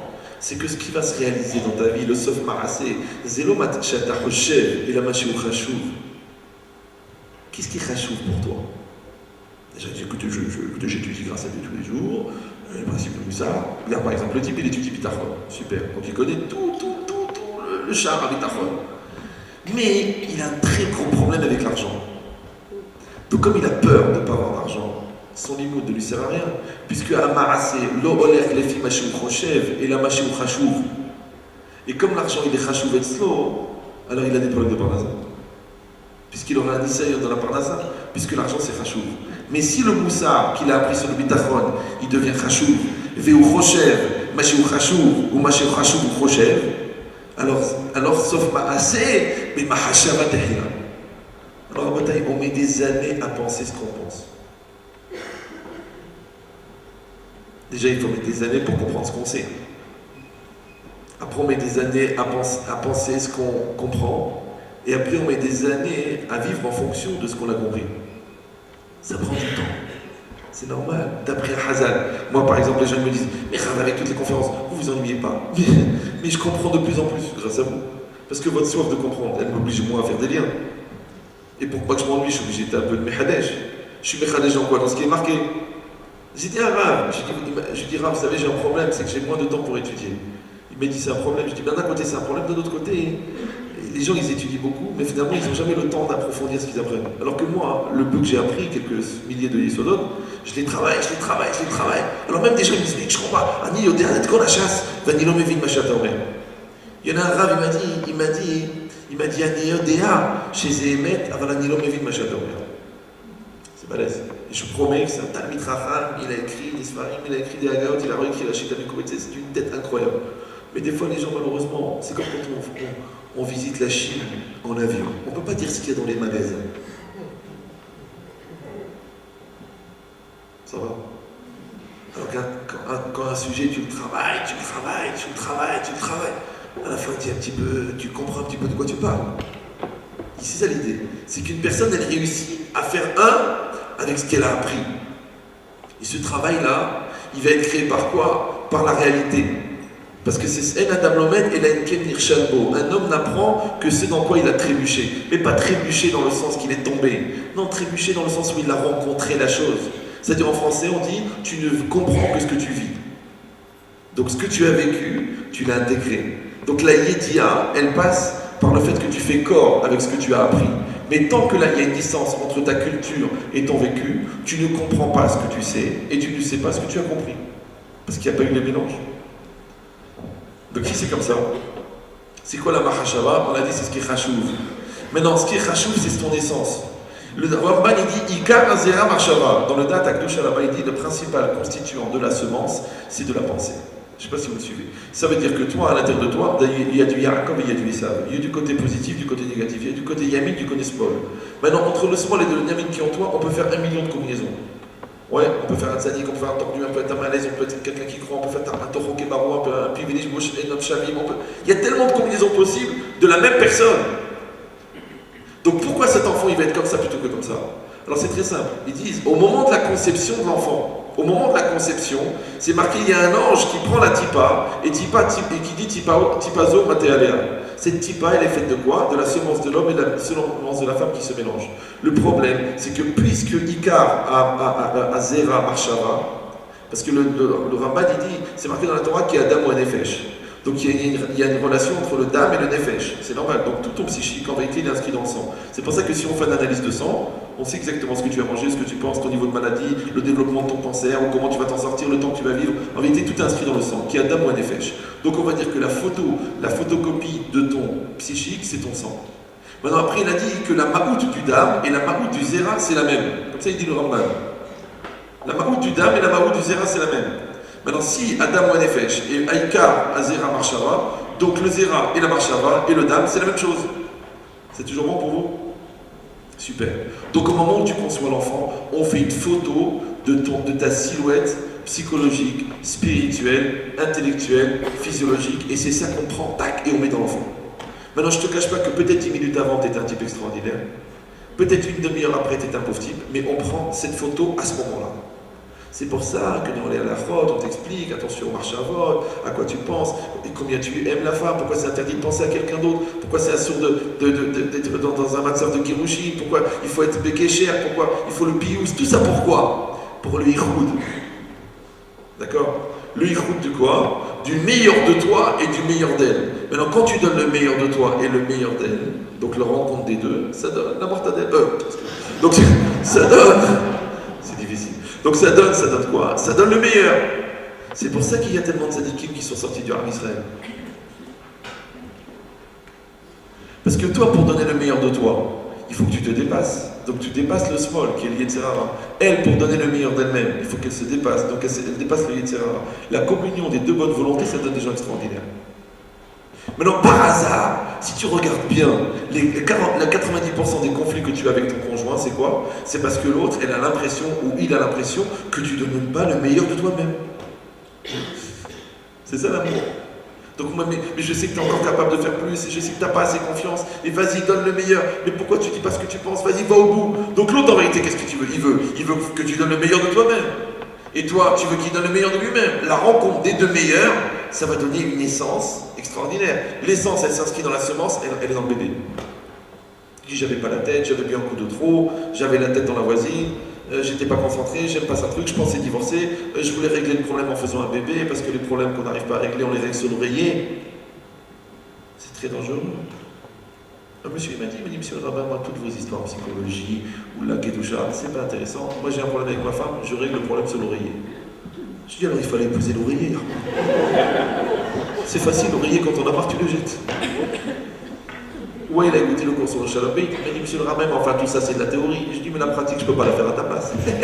Ils sont marrants, d'accord. Donc de toute façon, on peut donner que de la théorie. Mais après la théorie, il faut y aller, il faut travailler, il faut construire. Et ben, je vous dis le secret, le travail règle les problèmes. Les gens disent, enfin écoutez, c'est évident, c'est pas la peine de nous réunir ici à Jérusalem pour nous dire que travailler, ça règle des problèmes. Mais à Botaï, si les gens ils ont des problèmes, c'est qu'ils ne travaillent pas.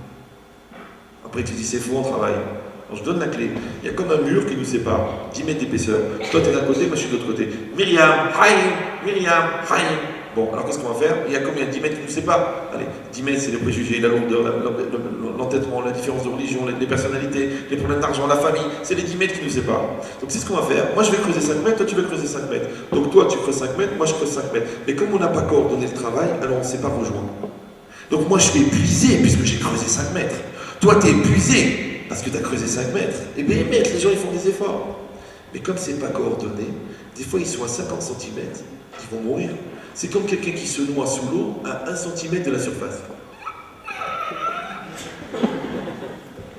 Et moi, je les vois, je dis, mais tu veux divorcer? Il me dit, je peux plus la voir. Quoi, t'es aveugle? Il dit, non, je dis ça là. Mais vous entendez pas? On n'est pas sourd. Il dit, je peux plus. Je suis au bout. Alors je dis, c'est une formule chimique, c'est JH2, ça veut dire jeune normal au carré. Je dis, mais je vois cet amour, je vois ces capacités, je vois cette finesse, mais il faut finir. Et c'est ça le problème. Les gens, ils ont des outils extraordinaires, ils font des efforts énormes. Aval, il faut adhérer. Il faut adhérer. Ça fait de la peine. Je te dis, des gens, tu dis, mais vous allez divorcer vraiment? Tu dis, pourquoi t'espères trouver mieux que cette personne avec qui tu as travaillé pendant 10 ans? Qu'est-ce que tu crois que ça va aller comme ça? Tac! Et les gens, en vérité, je vous dis, les gens ils divorcent par paresse.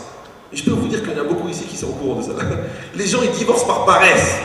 La paresse d'écouter un cours, la paresse de demander pardon, la paresse de prendre le téléphone, la paresse. Je dis fais attention, des fois on est à la limite, là, faut appeler maintenant. Et laisse tomber, mais elle revient toujours. Elle n'est pas revenue. Et que par flemme. La paresse de réviser tes devoirs. Allez, laisse tomber. Et ben maintenant, il lave le par terre. La paresse de se remettre en cause. La paresse de comprendre. La paresse de réfléchir si au fond t'es un religieux cool ou un cool religieux. Réfléchis, c'est tout. Et qu'est-ce que tu veux comme personne? J'en rencontre des gens. Et la fille, elle vient comme ça avec les trucs. Elle me dit, ah, mais frère, moi je veux pas un collet de main, c'est noir, je dis, qu'est-ce que vous voulez? Je dis, je veux un cool. Je dis, un cool? Alors un cool, vous savez, avec un cool, il faut que ça coule. Elle dit, j'ai pas compris. Eh ben, vous allez mettre les choses à plat et superposer les questions. Elle dit, quoi? Je dis, bah oui. Elle dit, je peux pas, je vais chaleur. J'arrive au foire religieux. Elle me dit, mais je veux pas un religieux. Moi, je dis, je veux pas compris. L'autre, le contraire. Elle vient avec la mini-jupe, avec le décolleté. Elle me dit, Rav, je veux un garçon qui a des valeurs, qui a des objectifs dans la vie, qui sait ce qu'il veut, qui est sérieux, qui est entier et qui a la crainte de Dieu. J'ai voulu un Coleman. Elle me dit, non. Je dis, c'est ça votre problème. Le problème, c'est que vous ne savez pas qui vous êtes et ce que vous voulez. C'est pour ça que ça prend du temps. Parce que le bon Dieu, il a du blanc et du noir. Et ouais, mais toi, tu n'es ni blanc ni noir. Regarde le mutant. Comprenez-vous? Tu dis, moi, je me couvre la tête, mais il faut que j'aille à la plage. Ça va être difficile. Tu dis, je suis Coleman, mais tous les soirs, il faut que je vois des DVD. Comment tu fais vivre les enfants? Non, je vais à la cave. L'autre, elle dit, moi, vous savez, je suis une fille très très sympa, très ouverte, mais attention, on ne me touche pas un chômeur négrier à Dassault. Alors ils restent pendant 4 ans ensemble, l'autre, il est noir. Mais c'est une nouvelle torture qui a été créée par le KGB, ça s'appelle chômeur négrier. Il reste 4 ans comme ça. Le garçon dit, je vais mourir, c'est pas grave, fais une piqûre, ça va aller. Marie-toi et qu'on n'en parle plus. Pourquoi? Parce que les gens, ils ne se définissent pas. Sois clair. Tu veux être un Coleman, il y a des avantages et des inconvénients. Tu veux pas être religieux, il y a des avantages et des inconvénients. Toi, tu dis non, je voudrais les avantages des deux côtés. Mais rabotaille, même les oranges, il faut les éplucher. Non, je sais que c'est dur à accepter. Il voudrait trouver un arbre de Tropicana. Tu prends un arbre, un arbre de Tropicana. Quand tu tires la bouteille qui est sur l'arbre, et le bouchon il s'enlève. Il est glacé, tu le verses avec la pulpe déjà mélangée. Ça n'existe pas.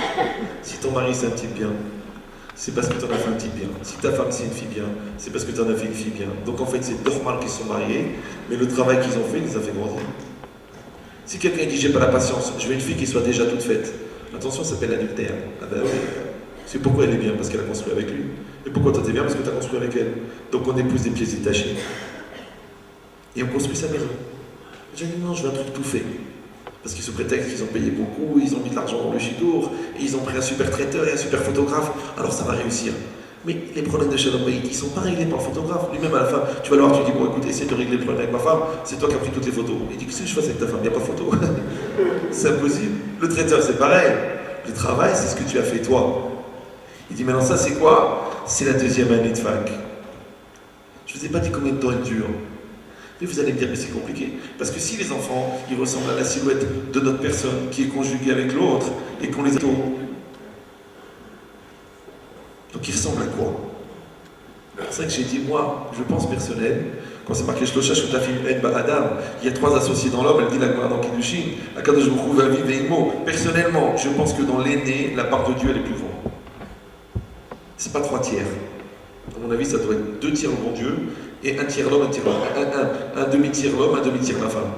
C'est pour ça que l'aîné, il est toujours plus fort, il est plus battant, il comprend mieux. C'est normal parce que c'est lui qui va tirer les autres. Il est sympa le bon Dieu. Il sait que tu n'es pas prêt. On peut tomber enceinte le soir du mariage. Tu vas me dire, tu connais la personne avec qui tu te maries.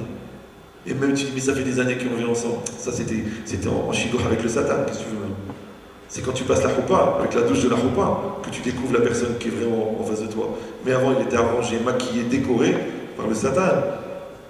Pareil pour la femme, pareil pour le mari. Une femme, elle est venue chez moi, elle m'a dit, rappelle, j'ai découvert le véritable visage de mon mari. Je dis, pourquoi vous avez épousé Fantomas? Je n'ai pas compris. Elle me dit, oui, c'est quelqu'un de très faux, il a plusieurs têtes, il a une tête là, il a une tête là. Il y a un phénomène comme ça en psychologie, ça s'appelle le caméléon. C'est des gens, là où ils ont une tête. Avec les goïms, ils ont l'accent québécois. Avec l'accent breton, la ville en bas. Ouais. Avec les juifs, ils ont l'accent marocain. À la maison, ils sont très cool. À l'aide dehors, ils sont très durs. Ou alors dehors, ils font très chesed. À la maison, c'est des barres de fer. Ils ont plusieurs facettes. C'est un phénomène qui s'appelle le caméléon en psychologie. C'est des gens qui ont plusieurs facettes, ils s'adaptent au milieu dans lequel ils sont. Et d'ailleurs, souvent, ils s'appellent Léon et souvent, ils sont... Mais c'est quoi l'idée? C'est quoi l'idée? C'est qu'une personne, elle doit accepter sa réalité. On a dit que c'est la base de la Emouna. Ta réalité, tu l'épouses. Après, qu'est-ce que tu fais? Tu travailles avec. Maintenant, tout ce que tu es mashlim, c'est ça shalom. Ani mashlim et ta chisronot sheli. C'est ça le shalom. Parce que ata shalem, ata beshalom, ata chaser, ata lo beshalom. Maintenant, d'où il vient le chaser? Il vient du Yetzirara, parce que Léolam Adam chaser.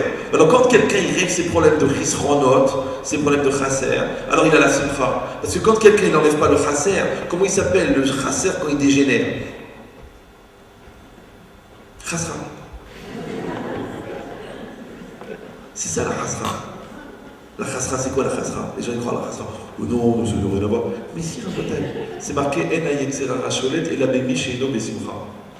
Celui qui n'a pas d'objectif, celui qui ne maîtrise pas sa peur, sa flemme et sa lourdeur, son entêtement, il est déçu de ce qu'il fait, il n'a aucune satisfaction, donc il n'est pas content, donc ça ne lui donne pas la satisfaction d'être, c'est-à-dire la joie. Il n'a pas non plus la confiance en lui, donc il est mal dans sa peau. Après, maintenant il triche, il fait des bêtises, il fait des lourdeurs, il regarde des choses dégoûtantes, il fait des choses dans les toilettes, mais ça vient tout ça de quoi?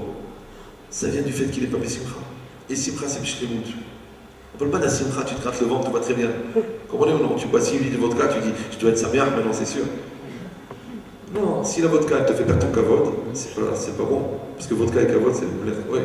Non, tu as une vraie simcha, une simcha beshlemout, à l'intérieur qui est construite. D'accord? Pas une simcha qui est obligée d'être une simcha parce que tu fais partie d'un groupe qui est toujours des simcha. Comment tu vas faire? Non, il y a une simcha de shlemout. Maintenant, si toi tu es des simcha, elle est des simcha, à la maison il y a de la simcha, ça veut dire qu'il y a de la shlemout. S'il y a de la shlemout, il y a du shalom. Il y a du shalom, pourquoi? Parce qu'on a maîtrisé les chisronotes. Maintenant, le chisaron, il amène l'angoisse. Maintenant, il y a des gens, ils veulent absolument être les porteurs de l'angoisse dans le monde. C'est très bizarre. Il y a des gens, tu les vois arriver, déjà tu as leur âme qui monte. Ça sert à rien. Il y a des gens, ils se lèvent le matin, je suis crevé. Ils rentrent le soir à la maison, je suis mort. Même la femme, elle dit, écoute chérie, on va appeler la Khevra Kadisha, ça. Elle a peur. Tu rentres à râler, tu rentres à faire la tête, et c'est pareil, je suis pas content, l'enfant il a 19, et il t'aurait pu avoir un 20, c'est pas normal, tu es comme ta mère, tu m'énerves, et tu trucs, et tu as pas tant, t'as grossi, t'as maigri, Tu peux pas t'arrêter. Tu peux pas sourire. Pourquoi? T'as une idée derrière la tête.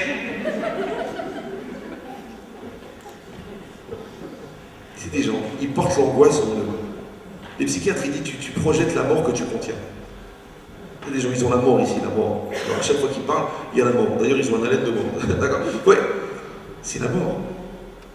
Ils se prennent pour les porteurs de la douleur dans le monde. Ils se prennent pour le côté la maravi, comme ça, le mur des lamentations. Il est porteur de la souffrance. Et même toi, quand tu es proche de lui, tu dis, c'est bizarre, je sais pas pourquoi j'ai envie de lui mettre un petit bout de papier dans le nez. Ça doit porter bonheur. Oui. Pourquoi vous rigolez? C'est sérieux. Tiens, la bataille, c'est quoi? C'est encore une fois ce que tu produis, ce que tu fabriques. Et c'est à quoi ta vie ressemble. Parce que ta vie, elle te ressemble. C'est comme si, par exemple, tu rentres dans une cage d'escalier, et puis tu tournes et tu vois une gueulon comme ça. Ah! Il y a une peur, tu vois une gueulon comme ça en plein Jérusalem. Ouf, grâce à Dieu, tu t'es rendu compte que c'était un miroir. Mais au début, tu as eu peur. C'est honteux. D'accord. Donc c'est pareil dans la vie. La vie, c'est pareil. Mais moi, vous croyez que je vous fais des blagues. Mais le miroir, des fois, c'est ton mari. Des fois c'est ta femme, des fois c'est tes enfants, des fois c'est ton patron, des fois c'est l'ashgaha. Tu dis mais comment ça se fait que je tombe toujours sur une ashgaha de merde? Ben, peut-être que toi-même t'es pas très clair. Et il est venu chez moi, il m'a dit ah mais je suis dans les affaires depuis des années, on ne me propose que des magouilles.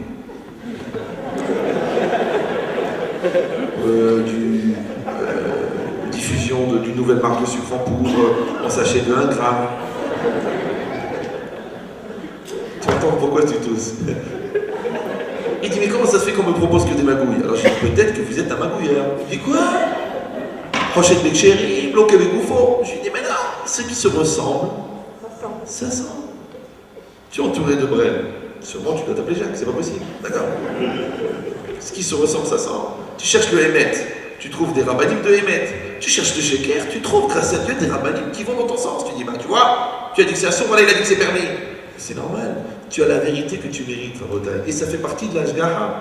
Natatima, comme les taroutes, j'ai donné de quoi se tromper. Il y a de tout. Vous savez, on a un judaïsme, c'est comme la samaritaine, il y a tout. D'accord? Mais il faut avoir la volonté et la sincérité d'accepter que ça ressemble étonnamment à toi. Bederer Shirot Seleler, Molehin Oto.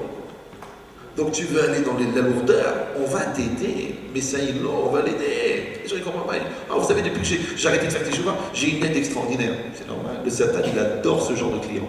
Il va te tracer une route jusqu'au Guéhinam. C'est marqué. Yachar et Guéhinam. Oui, le contraire. Quelqu'un dit, oh, depuis que je fais tes chevaux, j'ai beaucoup de problèmes. Mais c'est quoi les problèmes qu'on a dans la teshuva? Eh bien, c'est les problèmes des gens qui font du sport de haut niveau, mais qui ne font pas de musculation. C'est pas parce que tu as acheté des super baskets que tu peux faire les Jeux Olympiques. Il faut travailler. Parce que tout se mérite. Et c'est même pas le résultat qui va te mesurer. Ce qui va te mesurer, c'est le travail que tu as fourni. Et ce qu'on va te donner au Lamaba, c'est même pas ce que tu as obtenu, c'est ce que tu es devenu. Donc les gens, qu'est-ce qu'ils font? Ils ramassent des sacs de mitzvot, ils arrivent là-haut, ils disent, bon Dieu, eh tiens, t'as pas un terrain pour moi, puisque quand l'Israël est avec le Lamaba. Donc mon Dieu, il dit, j'ai rien pour toi. Je dis, comment j'ai rien? Et toutes ces mitzvot. Mais les mitzvot, c'est pour devenir. Si quelqu'un n'est pas devenu intemporel, c'est pas les sacs de mitzvot qu'il va apporter qui vont remplacer la temporalité qui est incompatible avec l'intemporel. L'homme, il est né pour mourir, vous êtes au courant. Donc c'est un miracle qui continue à exister après la vie. Donc cette nature a changé. Maintenant, le corps lui-même, il est condamné à retourner à la matière. La Neshama, elle, vous en faites pas, elle est infinie. Donc la vraie question, c'est est-ce que son Nefesh, il va devenir intemporel? Maintenant, le Nefesh, si tu le tournes vers le corps, il devient une excroissance du corps, il est temporel, il va mourir. Si tu le tournes vers la Neshama, il devient temporel, il va au Lamaba. Maintenant, qu'est-ce qui rend ta Neshama intemporelle? C'est les mitzvot. C'est quoi les mitzvot? C'est le rapport spirituel que tu entretiens avec la réalité. Donc, dans chaque réalité, il y a du temporel et de l'intemporel. Ton fils, c'est du temporel ou de l'intemporel? Le temporel, c'est que ponctuellement, il t'énerve parce qu'il est renvoyé de la 4e école. L'intemporel, c'est les qualités que tu vas travailler pour pouvoir supporter cet événement. Si tu utilises l'événement pour grandir, tu prends l'intemporalité qui est dedans, c'est Hayya Olam. Si tu prends le ponctuel, c'est Hayya Shara. Maintenant, les gens qui ont vécu toute leur vie Hayya Shara, quand ils arrivent là-haut, ils ne sont pas adaptés à Hayya Olam. C'est pas une punition. C'est comme si toi, tu as réussi à t'incruster pour rentrer en doctorat de mathématiques à Bar-Ilan. Disons que tu arrives à t'asseoir, mais tu comprends rien de quoi ça parle. Alors au bout d'un moment, tu t'ennuies, alors tu dis je peux partir. Tu dis mais tu sais que tu n'aurais même pas dû venir.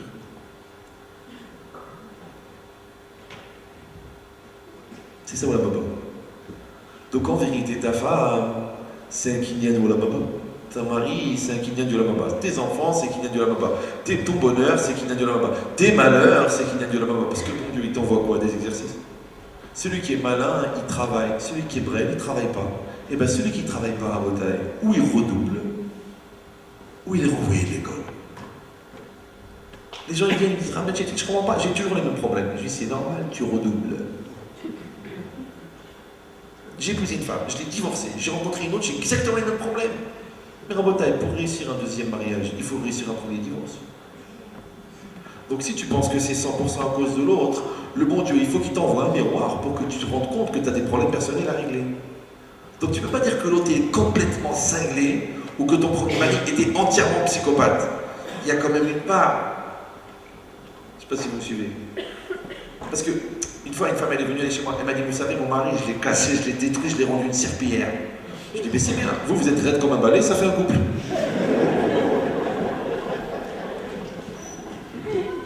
En Botaï, toutes les poubelles ont leur couvercle. Toutes les marmites. Toutes les marmites. Non, c'est pas évident, parce qu'à chaque fois qu'il parle, oh, tu sais, pour moi, tu seras toujours la poubelle. Alors, dis-moi. La logique, c'est ça. C'est que la personne que tu rencontres, qu'Hachem il a mis en face de toi, ça veut dire que tu as un travail à faire. Pour vous dire, même à des gens à qui j'ai conseillé de divorcer, c'est très très grave, je leur ai dit que tu vas divorcer. Mais profite, entre guillemets, de l'occasion qu'on t'a mis en face de toi pour régler tes problèmes personnels. Parce que si tu les fuis, tes problèmes, tu vas les rencontrer à nouveau. Donc peut-être que cette personne-là, c'est pas du final, peut-être c'est une étape. Mais au moins profite. Ah bah non, elle est folle, de toute façon j'en ai rien à foutre, puis je vais me barrer, je vais m'enfuir, je vais faire ma vie ailleurs. Mais Rabotaï, la distance, ça crée pas une distance avec ta lourdeur. Comme un type qui était comme ça, très nerveux, très méchant, très coléreux, très violent avec sa femme. Il m'a dit, Rabbi Chékit, est-ce que vous pensez que si Dieu veut, si nous faisons la Aliyah, par le sceau de la terre d'Israël, mes problèmes de colère vont être réglés? Je dis, mais bien sûr, si vous faites la Aliyah tout seul. Rabotaï, celui qui est nerveux, il arrive en Israël, il est nerveux. Celle qui est coléreuse, elle vient en Israël, elle est coléreuse. Elle dit, mais si Dieu veut, si on fait la Lia et on habite dans un quartier religieux et je mange une mezouza tous les matins. Mais non! C'est un travail. Oui. Donc quand on arrive maintenant en 3e année, oui, et c'est ça le problème, c'est que le défaut majeur des enfants, plus ils grandissent, plus ils nous ressemblent. Quand ils sont petits, ils disent, mignon, trop mignon, mignon, trop mignon. Après tu dis, mais quel sale caractère! professeur anglais en botanique, professeur Wallo, je pense que vous l'avez connu, il a dit les poiriers font des poires, les pommiers font des pommes, les fraisiers font des fraises, et les hamaliers, ils font des vins. Je dis, mais quand même, ça peut arriver le hasard, qu'on peut avoir un enfant qui est le gagne de Vietnam, si soi-même on est très proche d'une sauce à l'ail. C'est une marque connue, oui. C'est une bouteille, il n'y a pas d'erreur. Pourquoi? Parce que l'enfant, c'est ou un résultat ou une occasion. Et des fois, c'est les deux en même temps. Donc, tu vas te rendre compte par hasard que les problèmes que tu n'as pas réglés à l'époque en tant qu'enfant, tu les retrouves avec tes enfants. Ça, c'est un phénomène bizarre. Ouais. Ton fils a fait une bêtise à l'école, ça peut arriver. Donc, tu es convoqué à l'école.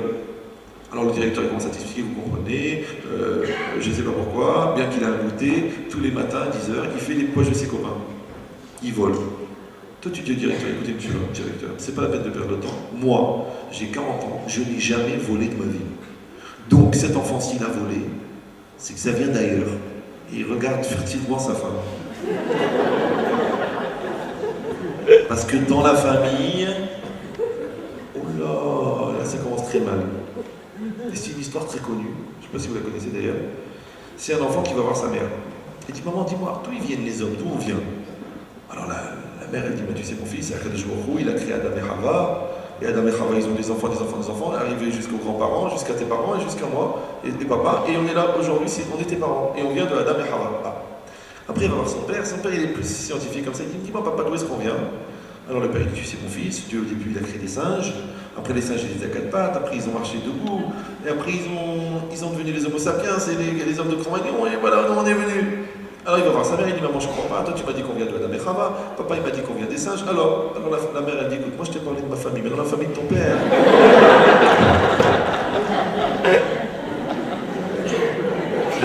Donc c'est quoi l'idée?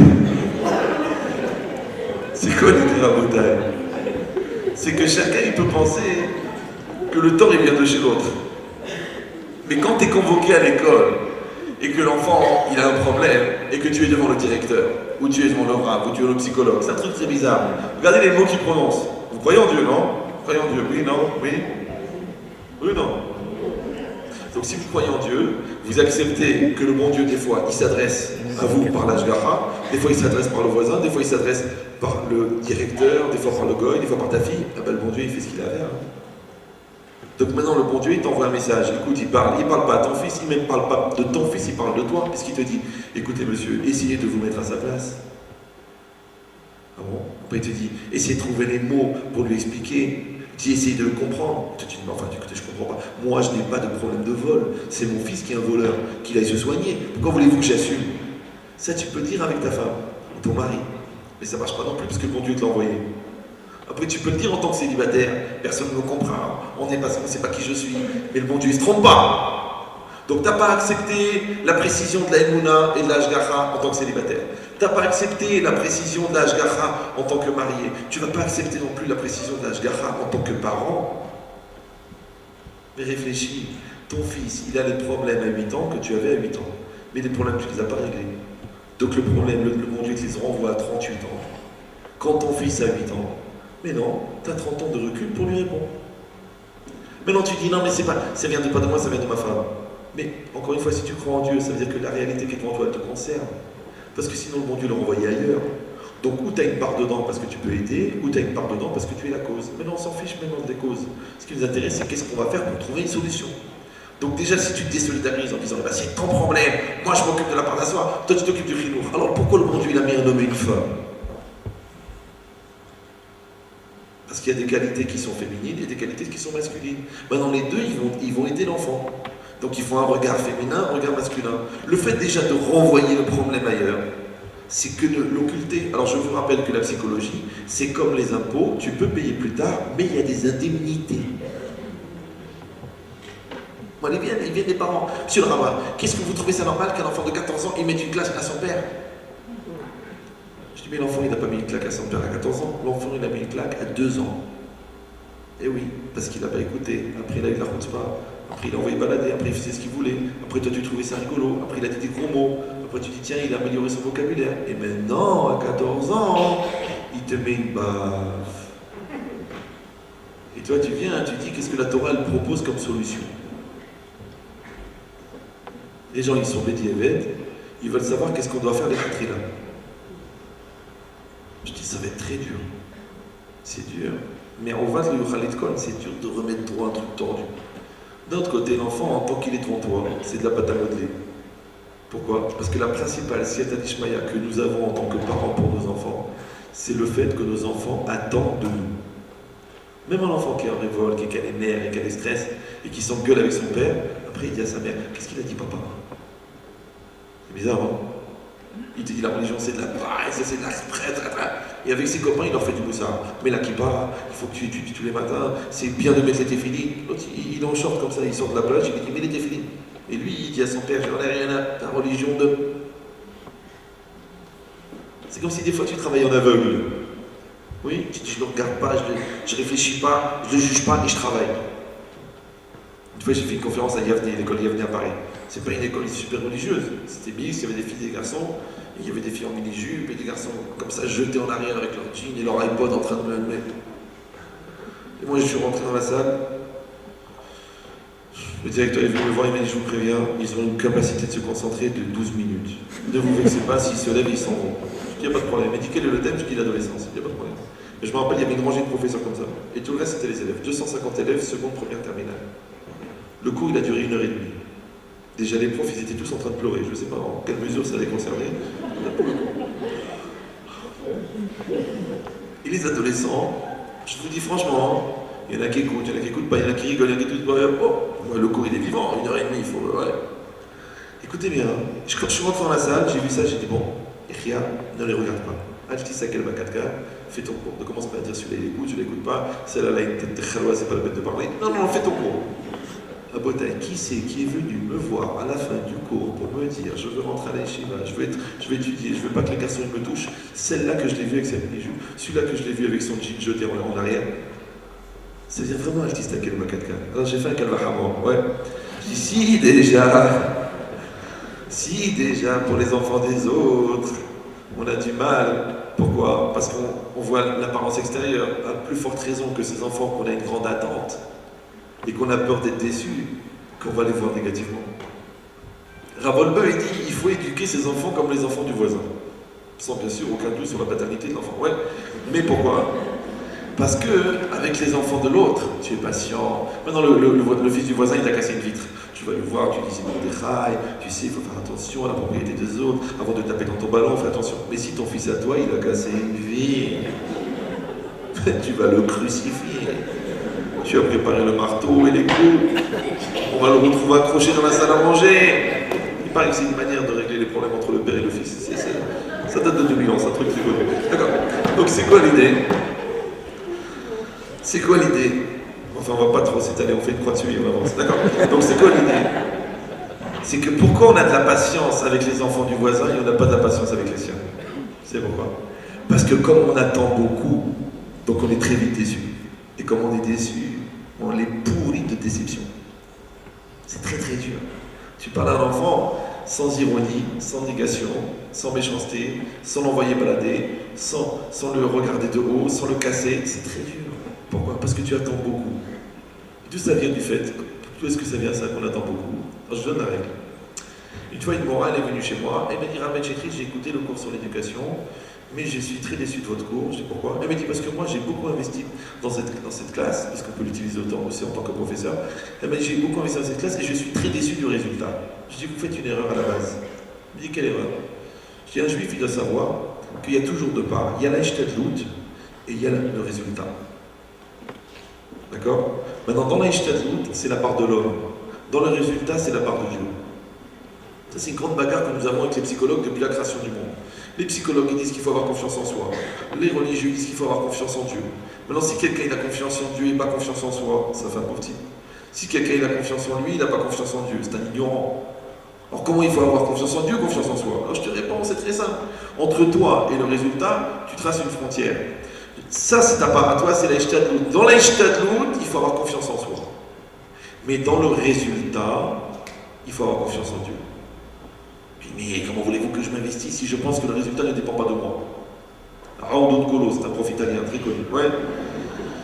Dans la Ishtadlout, c'est ta part à toi. Maintenant, tu la fais bien. Et tu mesures en fonction de ce que tu dois faire. Et tu réfléchis comment faire la bonne Ishtadlout, trouver le bon professeur, choisir le bon entourage, trouver le bon magasin, le bon emplacement. Dans la Ishtadlout, tu dois être 100%. Tu dis, puisque ça ne dépend pas de ça, ça ne sert à rien. Je te répète que la Ishtadlout, elle doit être à 100% en fonction de ton niveau, bien sûr, du bitachon. Parce que si tu as un très bon niveau de bitachon, tu peux baisser la Ishtadlout, tu achètes un billet de loto. Mais comme dans la moyenne, on n'est pas exactement à ce niveau, donc fais un bon magasin, fais un bon client, accueille les clients avec sympathie, et réfléchis à diffuser les prospectus, mais tu gardes en résumé, tu gardes en Imouna qu'en vérité c'est le bon Dieu qui fait les choses. Tu ouvres le magasin, tu l'envoies les clients. L'autre il vend exactement la même marchandise que toi, il fait 1 million de chiffre d'affaires par semaine, et toi tu donnes du scotch pour fermer les cartons. Comment ça se fait? Celui-là il est dentiste, ouais, il fait que des bridges, du coup il s'est mis à la belote, il n'en peut plus, d'accord? Et l'autre, soins dentaires, remboursement, soins dentaires, RMI, carte de sécu, carte de RSA, carte de C. Il dit, attends mais je travaille pour rien, je travaille pour l'État. Ça c'est un grand penseur de l'Antiquité, on peut citer des goïms, il s'appelait Confucius.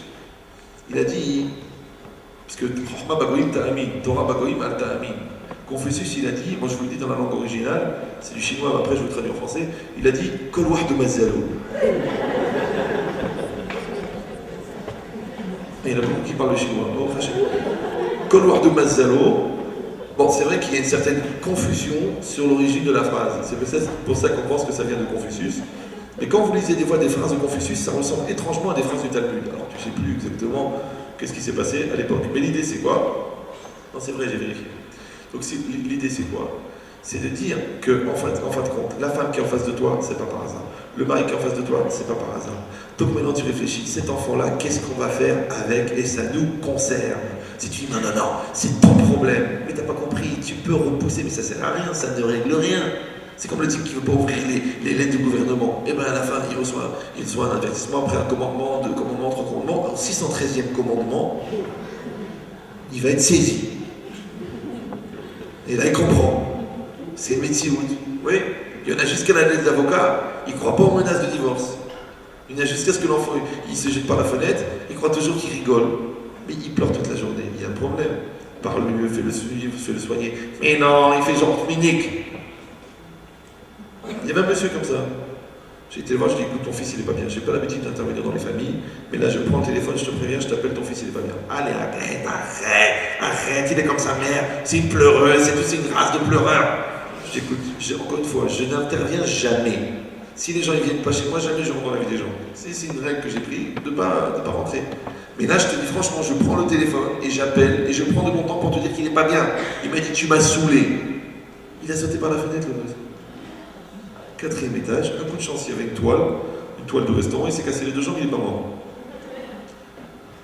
Quand j'avais parlé au père, il m'a dit j'ai pas une minute à lui consacrer, je travaille beaucoup. Maintenant le médecin il a dit écoutez, il peut recommencer n'importe quand. Il m'a dit comment tu vas faire? J'ai dit au père comment tu vas faire? Il m'a dit ben, j'ai pris l'agenda, j'ai annulé 6 mois. Je dis comment ça se fait que maintenant t'as trouvé 6 mois alors qu'avant t'avais même pas trouvé une minute? Peut-être c'est pas chouette. Le temps, c'est le temps que tu consacres.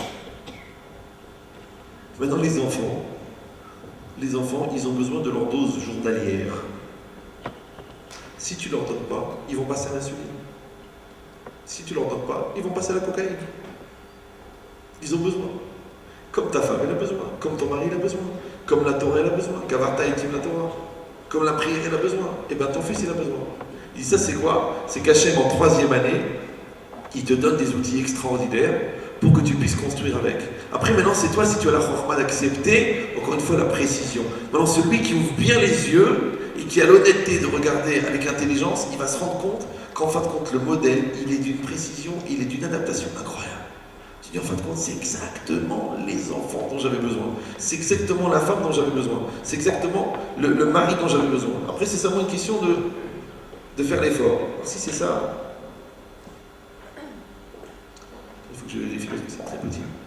Voilà. Ici, vous avez 2 psukim de la Torah, sûrement vous les connaissez. Kavel et Tavecha va et Imecha. D'accord? Et Ish Imo va Viftiraou. Ce sont les 2 enseignements qui permettent d'apprendre le respect et la crainte des parents. Après, vous avez toutes les halakhot qui en découlent. Maintenant, on fait remarquer une chose incroyable. Regardez comment il est écrit l'enseignement pour le respect. Parce qu'il y a deux facettes, kaved, le respect, et ira, la crainte. Donc le kavod, c'est marqué kaved et tavicha ve'etimecha. Respecte ton père et ta mère. La Torah a mis le père en avant dans le kavod. Dans la crainte, la Torah a mis la mère. Ish imo ve'aviv tiraou. Un homme, sa mère et son père, il craindra. Et pourquoi est-ce qu'on a mis le kavod, on a mis le père d'abord, et dans la crainte, on a mis la mère? C'est un problème. Parce que quelqu'un il va dire, bah, tu vois bien que la Torah a été écrite par misogyne, puisqu'on a demandé le kavod du père avant le kavod de la mère. D'autre côté, il fallait bien qu'on écrive un avant l'autre. On n'allait pas mettre respecte en facteur ton père, ta mère. Dans le Sefer Torah, ça aurait fait moche. En vérité, c'est faux, parce qu'on aurait pu écrire dans Shemot, on aurait pu écrire Kaved et Avicha. Dans Ve'etchanan, on aurait marqué Kaved et Imecha. On aurait fait Xera Shava, Kaved, Kaved. On aurait compris qu'il faut respecter le père et la mère. Pourquoi la Torah, dans le même pasouk, elle a mis le respect du père et de la mère, et elle a mis la mère en deuxième et le père en premier, dans le respect. Dans la crainte, c'est le contraire. On a mis la crainte de la mère en premier. Alors regardez ce qu'a dit la Gemara. Donc Kiddushin. J'espère que c'est ça. Bravo, c'est pas ça. Donc c'est celle-là. Vous énervez pas. Donc voilà, c'est une Gemara. Cette Gemara, en vérité, vous voyez, elle est très courte. Vous prenez que le texte hébreu, il y a 4 lignes. C'est la base de ce cours. Bon, j'ai un petit peu élargi, j'ai rajouté des éléments supplémentaires, mais en réalité, c'est la base de ce cours. Ce cours-là, c'est une Gemara de 4 lignes de la Gemara. Quand j'ai fait ce cours à Montréal, il y avait un professeur de pédopsychiatrie. Il m'a dit, dans votre cours, il y a 4 ans de fac. Il m'a dit, c'est mon cours, je le connais mon cours, c'est mon cours. Mon cours de pédopsychiatre qui dure 4 ans à la fac de McGill à Montréal. Eh bien, mon cours, à moi qui dure 4 ans, vous l'avez résumé en 2 heures. J'ai dit, mais mon cours, je l'ai tiré de la Gemara de 4 lignes. Je ne sais pas si vous voyez le niveau de compression entre la Gemara et la fac. C'est du MP34, c'est regardez ce qui est marqué. Tanya, Rabbi Omer, Galoui Ve'adwa Nifnimi Shamar Vaya Olam Sheben Mechamed Etimo Yotam Yaviv. Donc vous avez la traduction en dessous. Il a dévoilé devant celui qui a dit qui a parlé et que le monde fut. C'est-à-dire que la formule pour dire Dieu, elle est bizarre. Lifnemi She'amar Ve'aya Olam. Au lieu de dire Lifne Akadosh Baruch Hu ou Lifne Rachamana, on a dit Lifnemi She'amar Ve'aya Olam. Première question, pourquoi est-ce qu'on a employé ce langage? On aurait pu dire directement Lifne Hashem. Ensuite, c'est marqué que l'enfant respecte plus son père, sa mère que son père. Sheben Mechabed Etimo Yoter Me'aviv. D'où ils savent les Chachamim? Est-ce que c'est une statistique qu'ils ont pris sur 1000 enfants tunisiens? Ensuite, Mipne. Pourquoi j'ai dit tunisien? On ça doit être un lapsus révélateur. Mipne chez Mishte de la Top et Dvarim. Donc la Gemara nous répond. Elle dit pourquoi est-ce qu'un enfant il respecte plus sa mère que son père? Parce que Mishte de la Top et Dvarim. Alors Rachid là-bas il explique, mais Fayès, elle le séduit par des paroles. Les fichar, c'est pourquoi Iktim Akadosh Baruch Hu Kibud Av et Kibud Em. C'est pourquoi la Torah a fait, Hachem il a fait précéder le Kibud, le Kavod du père au Kavod de la mère. Bon, je vous rappelle, pour ceux qui ont compris, que la Torah n'enseigne jamais une chose dont tu n'as pas besoin. Donc tout ce que tu comprends naturellement, ou tout ce que tu fais naturellement, la Torah ne l'enseigne pas. Par exemple, vous savez qu'il n'y a pas une mitzvah d'aller aux toilettes. C'est pas une mitzvah. Pourquoi? C'est naturel. Il n'y a pas une mitzvah de respirer. C'est naturel. Donc pourquoi est-ce que la Torah, elle est venue m'enseigner une chose qui est naturelle? Ce qui est marqué ici, que l'enfant, il respecte plus sa mère que son père. Alors c'est quoi le respect? Alors le mot respect en français, il est très bizarre. On respecte l'ambiance, on respecte la loi. En fait, on a peur de la police. On respecte les principes, on respecte la coordination des couleurs. Le mot respect, il a beaucoup de consonances. Alors je vous donne un yesod qui va vous faire tout comprendre. En fait, le respect, c'est la résonance de l'amour. Quand quelqu'un exprime de l'amour, dévoilé, je lui renvoie du respect. Ça va? Ici, c'est marqué dans la Gemara. Puisque la mère, elle séduit l'enfant par des paroles, donc la tendresse de la mère est exprimée. Or, il se trouve que le respect, c'est la résonance de l'amour. Donc quelqu'un qui exprime son amour de manière claire, automatiquement je le respecte. Pourquoi? Parce que c'est quoi le respect? Le respect, c'est le kavod. Le kavod, c'est le droit d'être que je donne à l'autre. Ça va? Maintenant, si le kavod, c'est le droit d'exister que je donne à l'autre, donc quand quelqu'un me donne de l'amour, moi je suis intéressé par cette existence-là, cette expression-là, donc je vais l'encourager à continuer. Donc je vais naturellement respecter quelqu'un qui va me donner de l'amour parce que je veux encore de son amour. Ça va? Super. Le problème, c'est que l'amour de la mère se voit, mais l'amour du père ne se voit pas. vient de dire que le respect est une résonance de l'amour. Donc je vous fais une règle en psychologie qui est intéressante. Moi, quand je dis psychologie, je dis franchement, j'ai jamais ouvert un bouquin de psychologie de ma vie. J'ai soigné des psychiatres déjà, mais j'ai jamais ouvert un bouquin de psycho. Donc quand je dis psychologie, c'est pour vous donner une perception. Mais c'est pas une culture, parce que j'ai jamais eu l'occasion d'ouvrir un bouquin de psycho. Mais je vous donne une clé.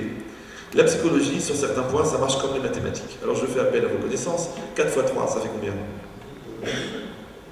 12. Et 3 x 4? 12. Super. D'accord? Donc quand je vous dis que le respect, que l'amour entraîne le respect, puisqu'on a dit que l'amour est une résonance, le respect est une résonance de l'amour. Donc quand quelqu'un me donne du respect, quand quelqu'un me donne de l'amour, je lui renvoie du respect.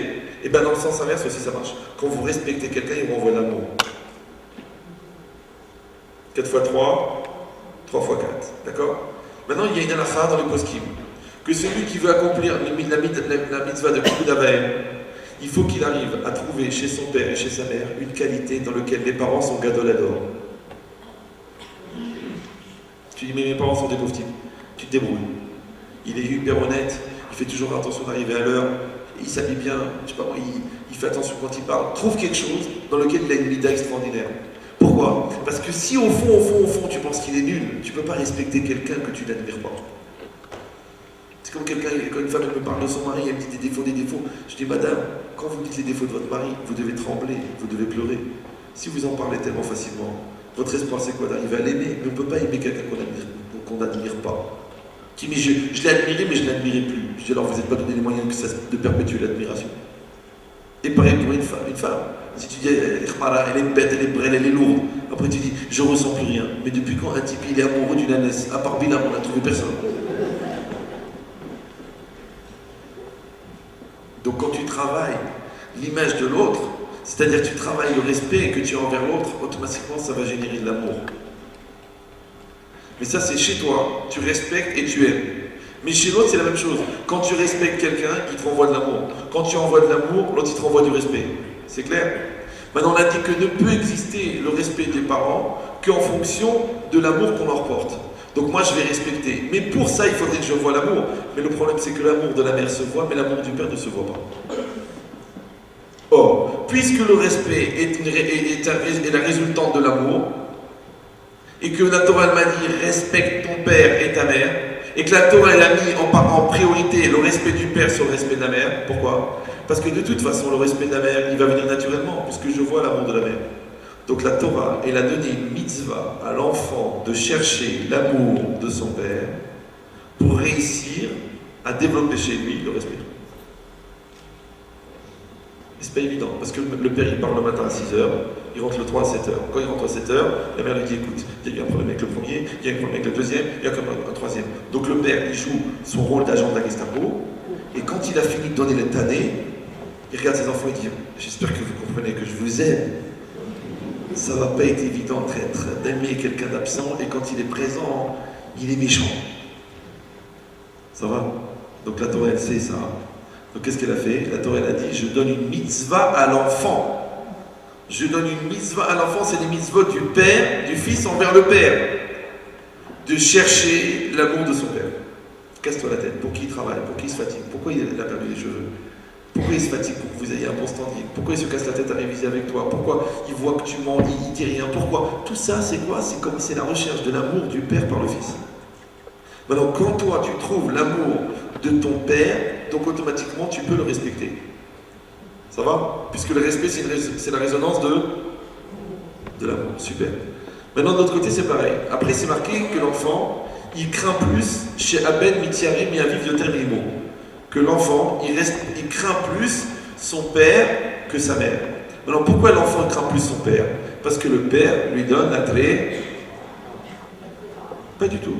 Parce que le père lui donne la Torah. Mais pnei chez Melamdo Torah. Maintenant c'est vrai que le mot Torah et le mot Trecha se ressemblent. Tu peux dire la Troha. Ça dépend comment tu prononces le H. Si le H dans Torah est aspiré, donc automatiquement ça fait Torah. Si le H n'est pas aspiré, il devient Trecha. Celui qui enseigne la Torah à son fils comme une Trecha, l'enfant va être obligé ensuite d'aspirer du H pour assumer la Torah qu'on l'a obligé. Ben, c'est un H aspiré. Bon, il ne va pas fumer du H, mais il va fumer autre chose. Ou alors il va droguer de la musique toute la journée avec le iPod. Pourquoi il s'enfuit dans le iPod? Parce que la réalité ne l'intéresse pas. Ou il veut traîner dans la rue, ou il veut fumer, ou il veut des cigarettes. Qu'est-ce qu'il fuit? Ne regarde pas qu'est-ce qu'il cherche, regarde qu'est-ce qu'il fuit. Parce qu'à cet âge-là, on ne cherche pas quelque chose. Parce que pour chercher, il faut savoir ce qu'on veut. Mais quand il ne sait pas ce qu'il veut, donc il ne cherche rien, en vérité, il fuit. Alors, quelle différence entre chercher et fuir? De toute façon, tu arrives quelque part. La seule différence, c'est que quand tu vas quelque part, tu as le visage tourné vers ton but. Mais quand tu fuis quelque part, tu as le dos tourné vers le but. C'est pour ça que les gens qui fuient quelque chose arrivent nulle part. Je vois les gens, ils me disent, en Paris, ils me disent, Ramé, j'ai pris, je fais l'Aliyah. Je dis, Chazak, Sartek, Aslacha, Rabba, Kachem, vous êtes. Je dis, mais juste une question, vous fuyez la France ou vous partez en Israël? Il me dit, c'est pareil, quand je fuis la France, j'arrive en Israël. Non, j'ai vu des gens qui fuient la France pour aller en Israël et je les ai retrouvés à Miami, ou là à Los Angeles, ou là sur la Côte d'Azur. Alors, parce qu'ils ne sont pas partis en Israël, ils ont fui la France. Si tu veux plus voir des Arabes, il y a des quartiers, il n'y a pas d'Arabes. Comprenez ou non? Mais il n'est pas parti pour aller en Israël, il est parti pour fuir. Des fois, j'ai des problèmes de cas de Shalapait. Au bout d'une heure, je dis à la dame, excusez-moi madame, votre mari, vous l'avez épousé ou alors vous avez fui vos parents? Parce que pour fuir ses parents, on peut épouser n'importe qui. C'est normal qu'on épouse n'importe qui, il arrive n'importe quoi. Mais quand tu dis c'est lui, je vais l'épouser lui, ça veut dire je vais construire avec lui, je vais aller avec lui. Donc quand tu vas vers lui, tu as le visage tourné vers ton but. Quand tu fuis quelque chose, tu as le visage tourné vers ce que tu fuis, parce que ça te traumatise. Mais tu as le dos tourné vers ton but. Et quand tu cours avec le dos tourné, c'est très rare que tu saches où tu vas. Donc maintenant, la Torah, elle a dit que l'enfant, il va craindre son père, parce que le père lui enseigne la Torah. Mais Rabotai, rien qu'ici, dommage, il est très tard, je ne sais pas pourquoi la première partie, elle a pris trop longtemps. Mais il y a un chidouche énorme. C'est que si quelqu'un n'a pas besoin de faire 50 écoles de pédagogie pour savoir quel peut être le comportement du père, c'est marqué Mélam de Torah. Donc le père, c'est un rave. Le père, c'est un rave. C'est quoi un rave? Un rave, c'est vérité, stabilité, perpétuité. Le rave, il dit la vérité. Il est stable. Si tu as un rave instable, aujourd'hui il dit blanc, après il dit le contraire, après il dit la large comme ça, après il dit comme ça, après il dit il ne faut pas se mettre en colère, après il dit une colère, tu dis oh oh oh oh oh oh. Le rave, c'est vérité, perpétuité, qu'est-ce que j'ai dit? Et stabilité. Comme le Sefer Torah. Tu vois l'écriture du Sefer Torah, comment elle est? T'as pas des gens, une grande lettre, une petite lettre, wow, le rave il doit être comme ça. Le père il doit être comme le rave. Parce que père, en vérité, c'est repère. Le père, c'est repère. La mère, elle peut être cool, elle peut changer, elle peut faire des compromis, elle peut faire des arrangements. Parce que la mère, c'est Midat Hamim. On arrange des choses. Le père, non, non, non, non. Le tungstène, c'est la référence, c'est la structure mentale. Et la mère, c'est la masse musculaire. La masse musculaire, elle est adaptable. Le père, c'est la structure, c'est le squelette, c'est hyper solide. Père, c'est repère. Ouais. Donc maintenant, un père, il enseigne à son fils. Donc l'enfant, il a vu dans le Limud Torah, il a vu dans la Mishnah, il a vu dans la Gemara, il a vu dans le Moussar, comment le père il est droit, comment il est clair, comment il est net, comment il est patient, comment il est gentil. Toutes les qualités pédagogiques que trouver chez un professeur, c'est les qualités du père. Pourquoi? Parce que le père, c'est un professeur. Ça va? Si quelqu'un va dire, ah ici le père il est un maret, il n'a jamais étudié. Premièrement, il faut étudier. D'accord? Moi toujours un khatan, quand je le vois, je lui dis dans 5 ans la Mishnah. Il me dit quoi? Je fais dans 5 ans le Chumash, dans 6 ans la Mishnah. Hein? De quoi tu parles? Je dis, maintenant ta femme elle peut tomber enceinte ce soir. Dans 6 ans tu vas faire la Mishnah. Il dit, mais je ne sais même pas lire. Je répète, dans 5 ans le Chumash, dans 6 ans la Mishnah. Maintenant, si ton fils il voit que tu n'es pas intéressé, c'est pas parce que tu as payé 400 € par mois à l'école que ça va l'intéresser. Parce que ce qui t'intéresse, l'intéresse. Ce qui ne t'intéresse pas, ne l'intéresse pas. Donc tu fais vite que ça t'intéresse. Sinon, c'est pas la peine, ça va être un conflit. Tu fous rien à l'école, je suis très déçu, tiens nul, tiens, bah arrête. Mais il te voit devant la télé, comment tu veux qu'il relise la Mishnah? Il te voit dans le coma sur le canapé. Il dit, c'est ça le travail. Mais je travaille toute la journée. Pour ça, je lui donne une clé. C'est que, en fait, le travail termine 2 heures après que vous êtes rentré à la maison. Parce que les gens, qu'est-ce qu'ils font? Ils sortent du boulot, ils décompressent. Ils enlèvent la veste, ils s'assoient dans la voiture, ils mettent de la musique, ils se détendent, ils arrivent à la maison. Ouais, le coma. Ils tombent sur le fauteuil, ils ne bougent plus. Devant la télé ou la... bouge. Alors le fils il dit, maman, papa il est mort. Non, regarde, il y a un doigt qui bouge, regarde.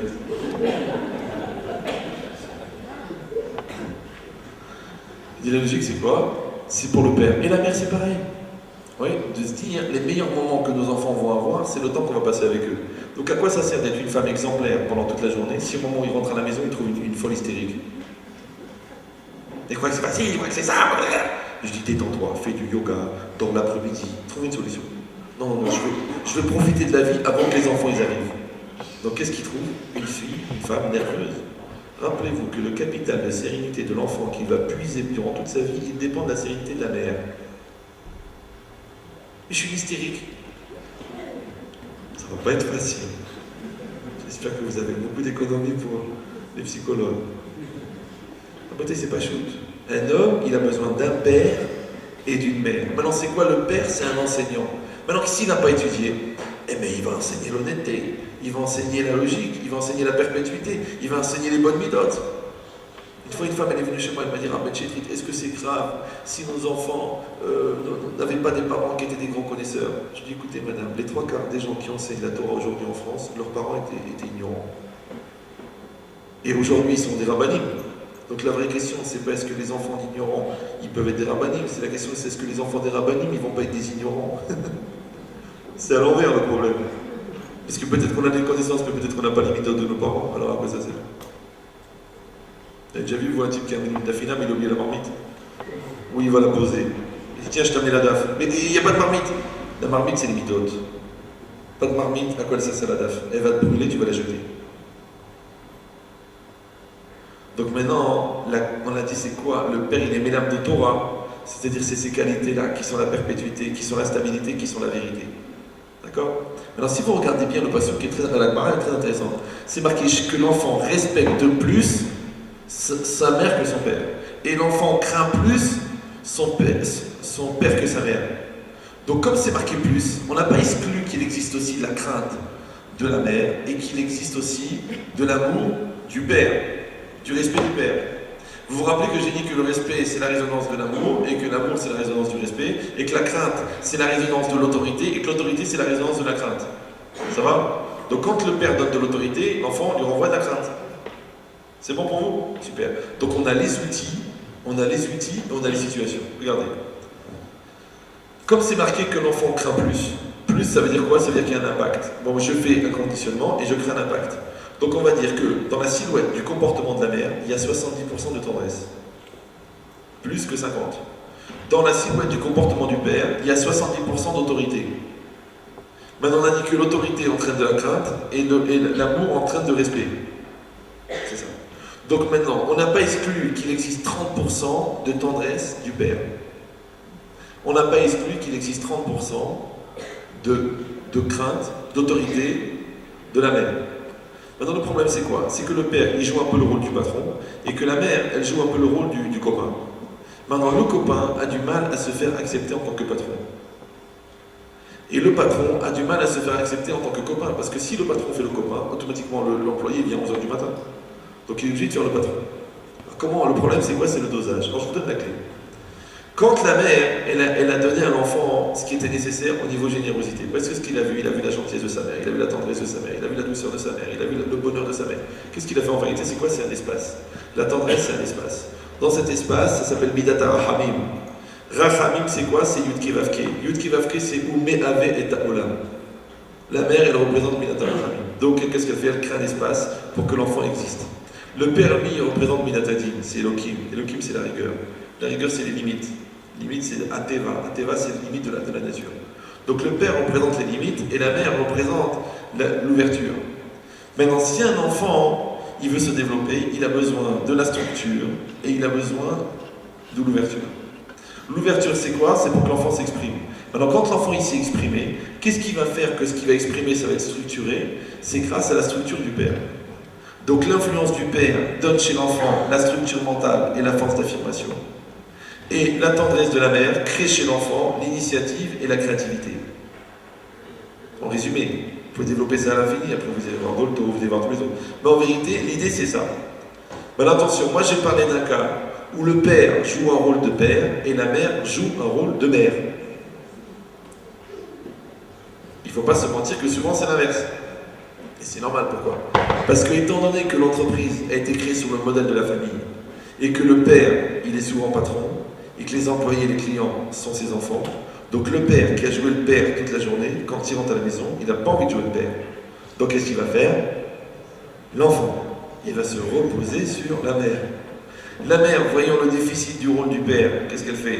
Elle commence à jouer le rôle du père. Mais quand elle joue le rôle du père, elle le fait au détriment de son rôle de mère. Donc l'enfant, il a une mère, père, et un père, mère. Parce que quand le père voit le déficit de tendresse de la mère, il veut combler lui en mettant de la tendresse, des arrangements, des compromis.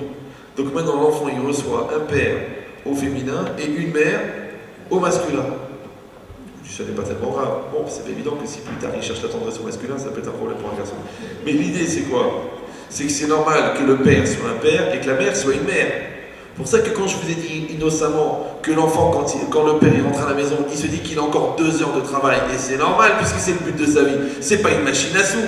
C'est un père. Il est là le but de sa vie, c'est sa femme et ses enfants. Donc s'il n'a pas d'énergie pour sa famille, c'est dommage, il vaut mieux qu'il meure jeune, comme ça il laissera un bon souvenir.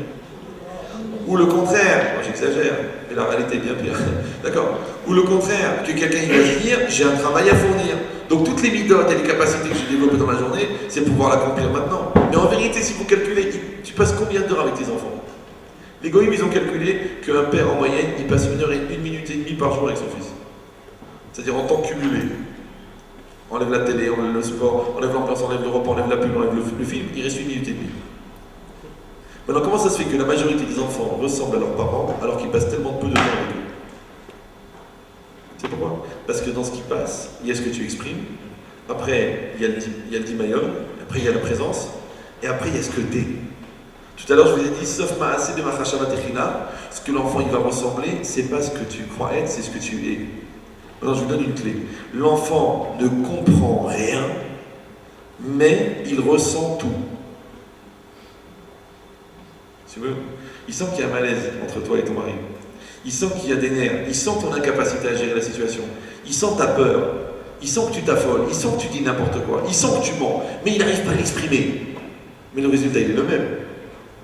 Donc l'enfant, c'est une caméra 133 millions de pixels avec un capteur sélectif. Les erreurs que tu fais, il les intègre tout de suite. Et les qualités, il met du temps. Je ne sais pas si vous suivez. Donc les bonnes choses, il faudra les répéter souvent. Mais si une fois tu mens, ça y est, il s'est complètement tiré. Une fois tu t'habilles Pasniout, il se rappelle qu'il peut s'habiller Pasniout. Vous comprenez la logique ou non? Donc qu'est-ce qui se passe? C'est qu'en fait l'enfant, c'est une obligation pour le parent d'être un adulte. C'est pour ça que c'est marqué Katan en Bodaat. C'est quoi le Da'at? Le Da'at, c'est la maturité. Maintenant, puisque l'enfant n'a pas de Da'at, ça veut dire que c'est une obligation pour le Gadol, ce qu'on dit Gadol Omed al-Gabav, c'est une obligation pour l'adulte d'être un adulte. Donc c'est une invitation pour l'enfant pour le parent d'être un adulte.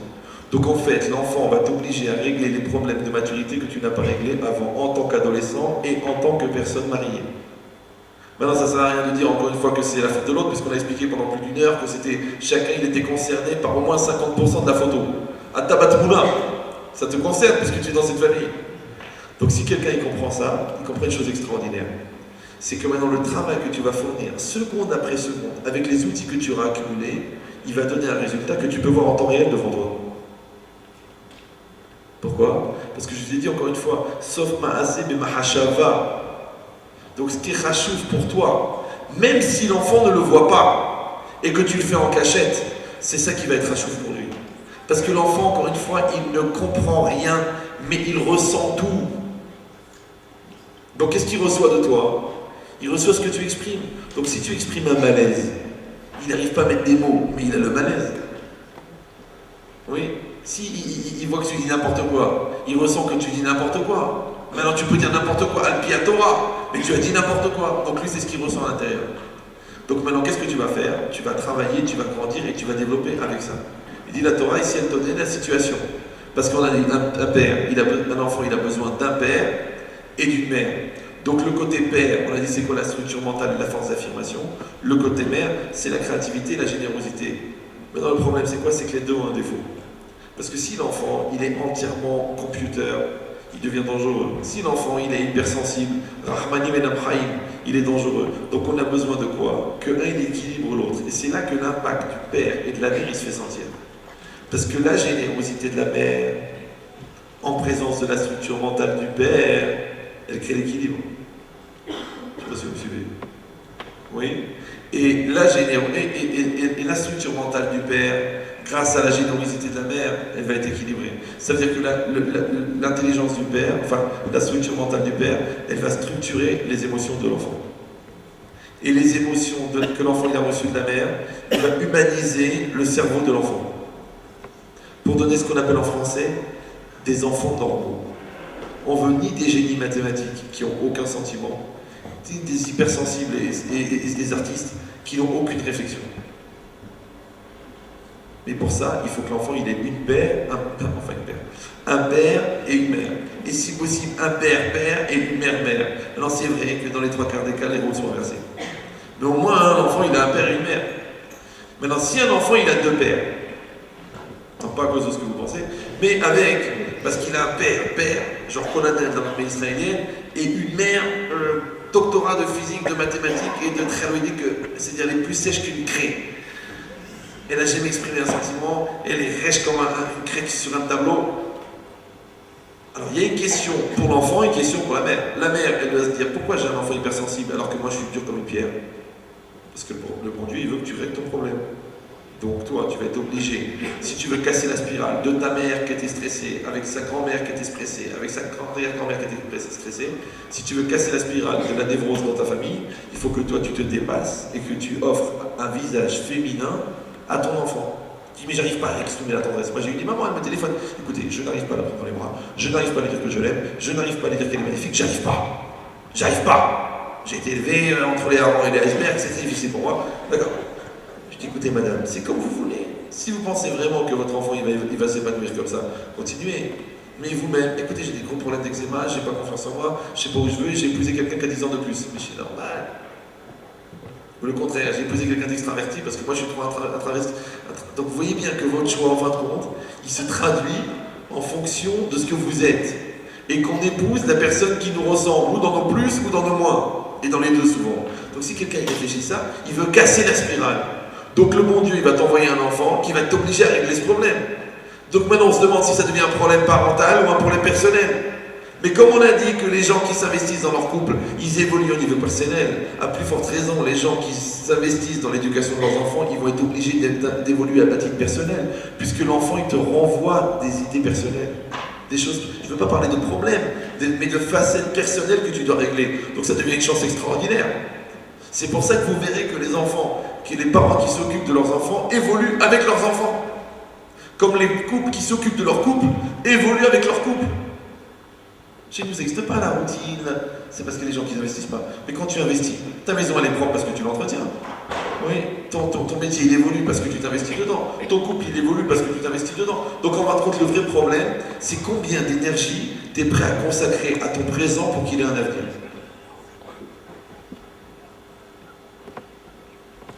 Et si vous comprenez ça, vous comprenez une chose énorme. L'enfant il a deux pères. Donc son moi, il n'a pas eu d'espace d'épanouissement, donc il reste bloqué à l'intérieur. Il y a des moi qui sont tellement bloqués que c'est plus de la psychologie, c'est de la spéléologie. Il faut aller chercher tout au fond. Donc c'est des gens à 30 ans, tu leur demandes qu'est-ce que tu penses et tu dis qui? Non mais je parle de toi, qui c'est un moi? Des séquences ça s'appelle. Oui, bloqué complètement. Pourquoi? Parce qu'ils n'ont jamais eu d'espace. Deux pères, hyper structurés. Ça va donner des techniciens. Initiative zéro. Exécutant 100%. C'est normal. Parce qu'à chaque fois qu'il y avait une initiative existentielle, on dit ferme, tais-toi, t'as rien à dire, t'es nul, mange et va dormir.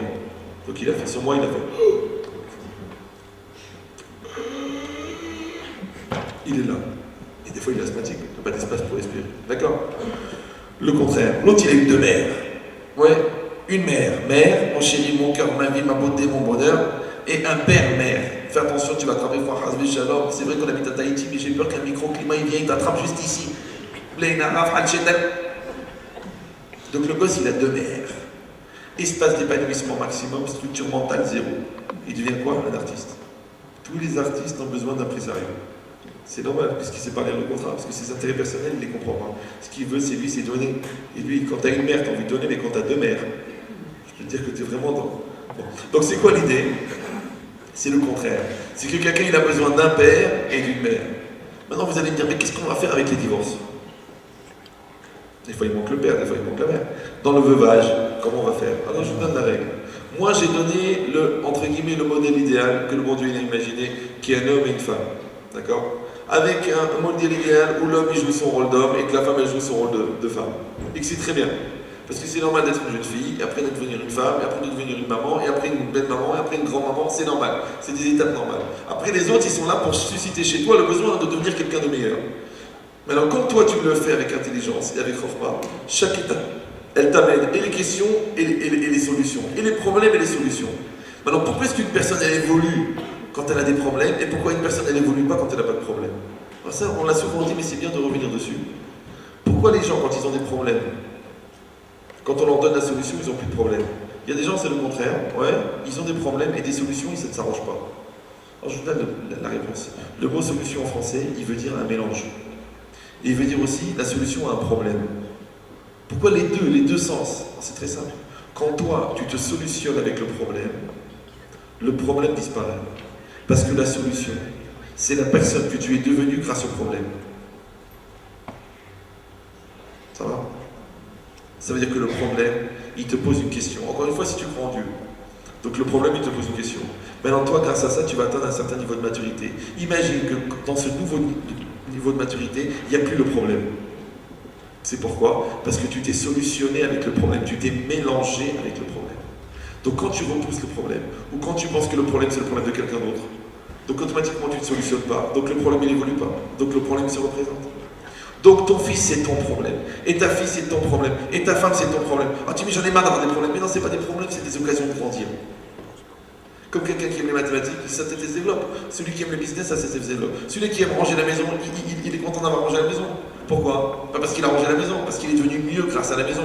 Maintenant, le but, c'est quoi? C'est de changer, c'est de grandir, c'est d'évoluer. Donc, les personnes que j'ai en face de moi, en fin de compte, ce sont des invitations à devenir meilleur.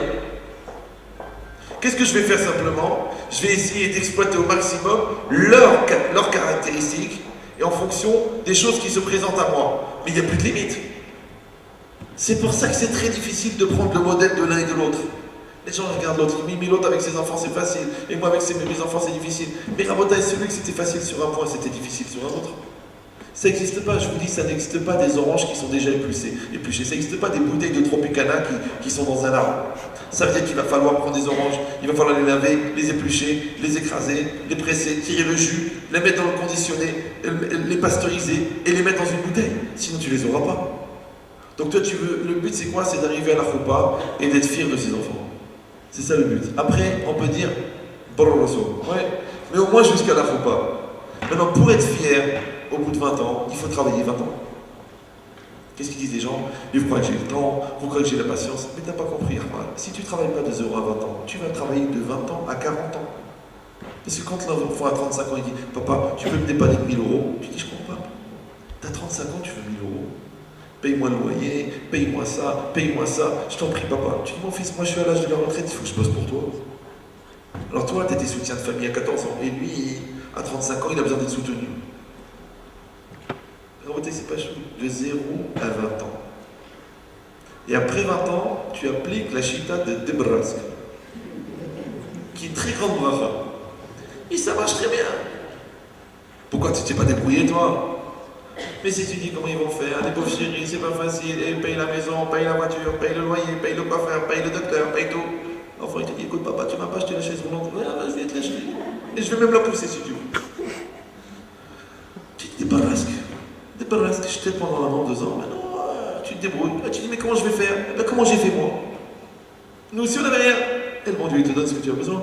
Et cette logique, c'est quoi? C'est que tu mets les personnes en situation. Quand tu les mets en situation, en fin de compte, tu leur donnes l'occasion de se rencontrer eux-mêmes. Maintenant, est-ce que toi, tu es prêt à ce que tes enfants se rencontrent eux-mêmes? Ben, c'est très simple, tu n'as qu'à apprendre à te rencontrer toi-même. Après, eux, ils vont te rencontrer à toi, toi, tu les rencontres à eux, et à Kadosh Baruch Hu, ils créent ces situations. Donc, si vous avez compris ça, vous avez compris une chose énorme. C'est que chaque personne, elle a une silhouette spécifique, c'est vrai.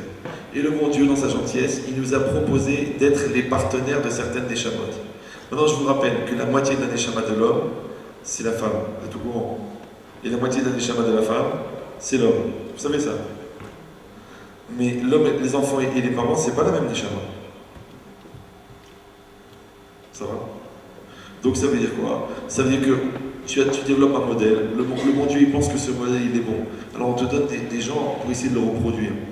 Après si tu es un peu racham et que tu essaies d'apporter le meilleur de toi-même, alors de la même manière que le bon Dieu il veut donner le meilleur de lui-même, alors aussi il veut que l'homme il soit capable de donner le meilleur de lui-même. C'est pour ça qu'on dit que le monde il est créé par le chesed et que l'homme aussi fait des enfants par chesed. Après c'est quoi? C'est seulement d'exploiter cette situation. Alors de le faire avec intelligence et de le faire avec force et de le faire avec finesse. Il ne faut pas avoir peur. Maintenant, le Chazon Ish dit qu'il faut beaucoup prier, c'est vrai. Vous allez lire des livres de pédagogie, vous allez travailler sur vos midotes et vous allez construire. Et tout ça, ça restera la Ishtadlout. Parce que le résultat, en vérité, ne nous appartient pas. Vous croyez que Rivka et Yitzhak, ils ont mal éduqué leurs enfants? Il y en a un qui est devenu Esav et un qui est devenu Yaakov. Ça n'a rien changé. Pourquoi chacun il va faire son choix? Donc chaque enfant il va faire sa démarche. Mais nous, notre travail à nous, c'est d'être capable de mettre l'enfant en situation. C'est comme quand tu installes les logiciels dans l'ordinateur. Installe. Les gens ils me disent, mais Raph, ça sert à rien, il écoute rien. Je dis, installe. Tu installes par une travolta, ou tu installes en racontant des histoires, ou tu installes en racontant des blagues, ou tu installes par ton exemple, mais installe les logiciels. Après, plus tard, l'enfant il dira, ah, j'ai compris qu'est-ce qu'il m'a dit mon père, j'ai compris pourquoi ma mère elle agissait comme ça, mais installe. Donc nous, notre travail à nous, c'est d'installer les logiciels. Après, qu'est-ce que l'enfant il va devenir? En vérité, ça ne dépend pas de nous. Comprenez ou non? Parce que si la perfection de l'éducation pouvait garantir le devenir de l'enfant, ça veut dire qu'on va enlever le libre arbitre à quelqu'un. Et ça, c'est pas possible. Donc on fait le contraire. Nous, qu'est-ce qu'on fait? On met en situation au maximum les enfants, on leur donne le meilleur de nous-mêmes, et après on va comprendre que la vie, elle doit continuer. Parce qu'avec les enfants, ils vont se marier un jour. Donc si c'est pour qu'on reste 2 sacs en plastique vidés de leur essence, jetés par terre, ça n'a pas d'intérêt. Parce qu'il y a une vie avant les enfants, il y a une vie avec les enfants, et il y a une vie après les enfants. Moi je vois les gens qui tombent malades. Je dis, tu t'es bourré de film. Quand tu vas arriver là-haut, le bon Dieu il dit pas, après le mariage du dernier tu peux mourir. Il dit, la vie elle continue. Elle dit, mais ça veut rien, j'existerai pour mes enfants. Quoi, t'es une imprimante? Donc on met de l'encre, tu imprimes, et après quand il n'y a plus d'encre, tu déprimes. Non. Alors à Bothaï, vous avez compris le principal message. Non, c'est vrai que je n'ai pas pu exploiter tous les dessins que j'avais amenés, mais c'est pas grave. Le bon Dieu il a choisi que le cours il est comme ça, il est très tard, je vois que les gens ils commencent à fatiguer. Bon, franchement on a appris quand même beaucoup de choses, j'espère.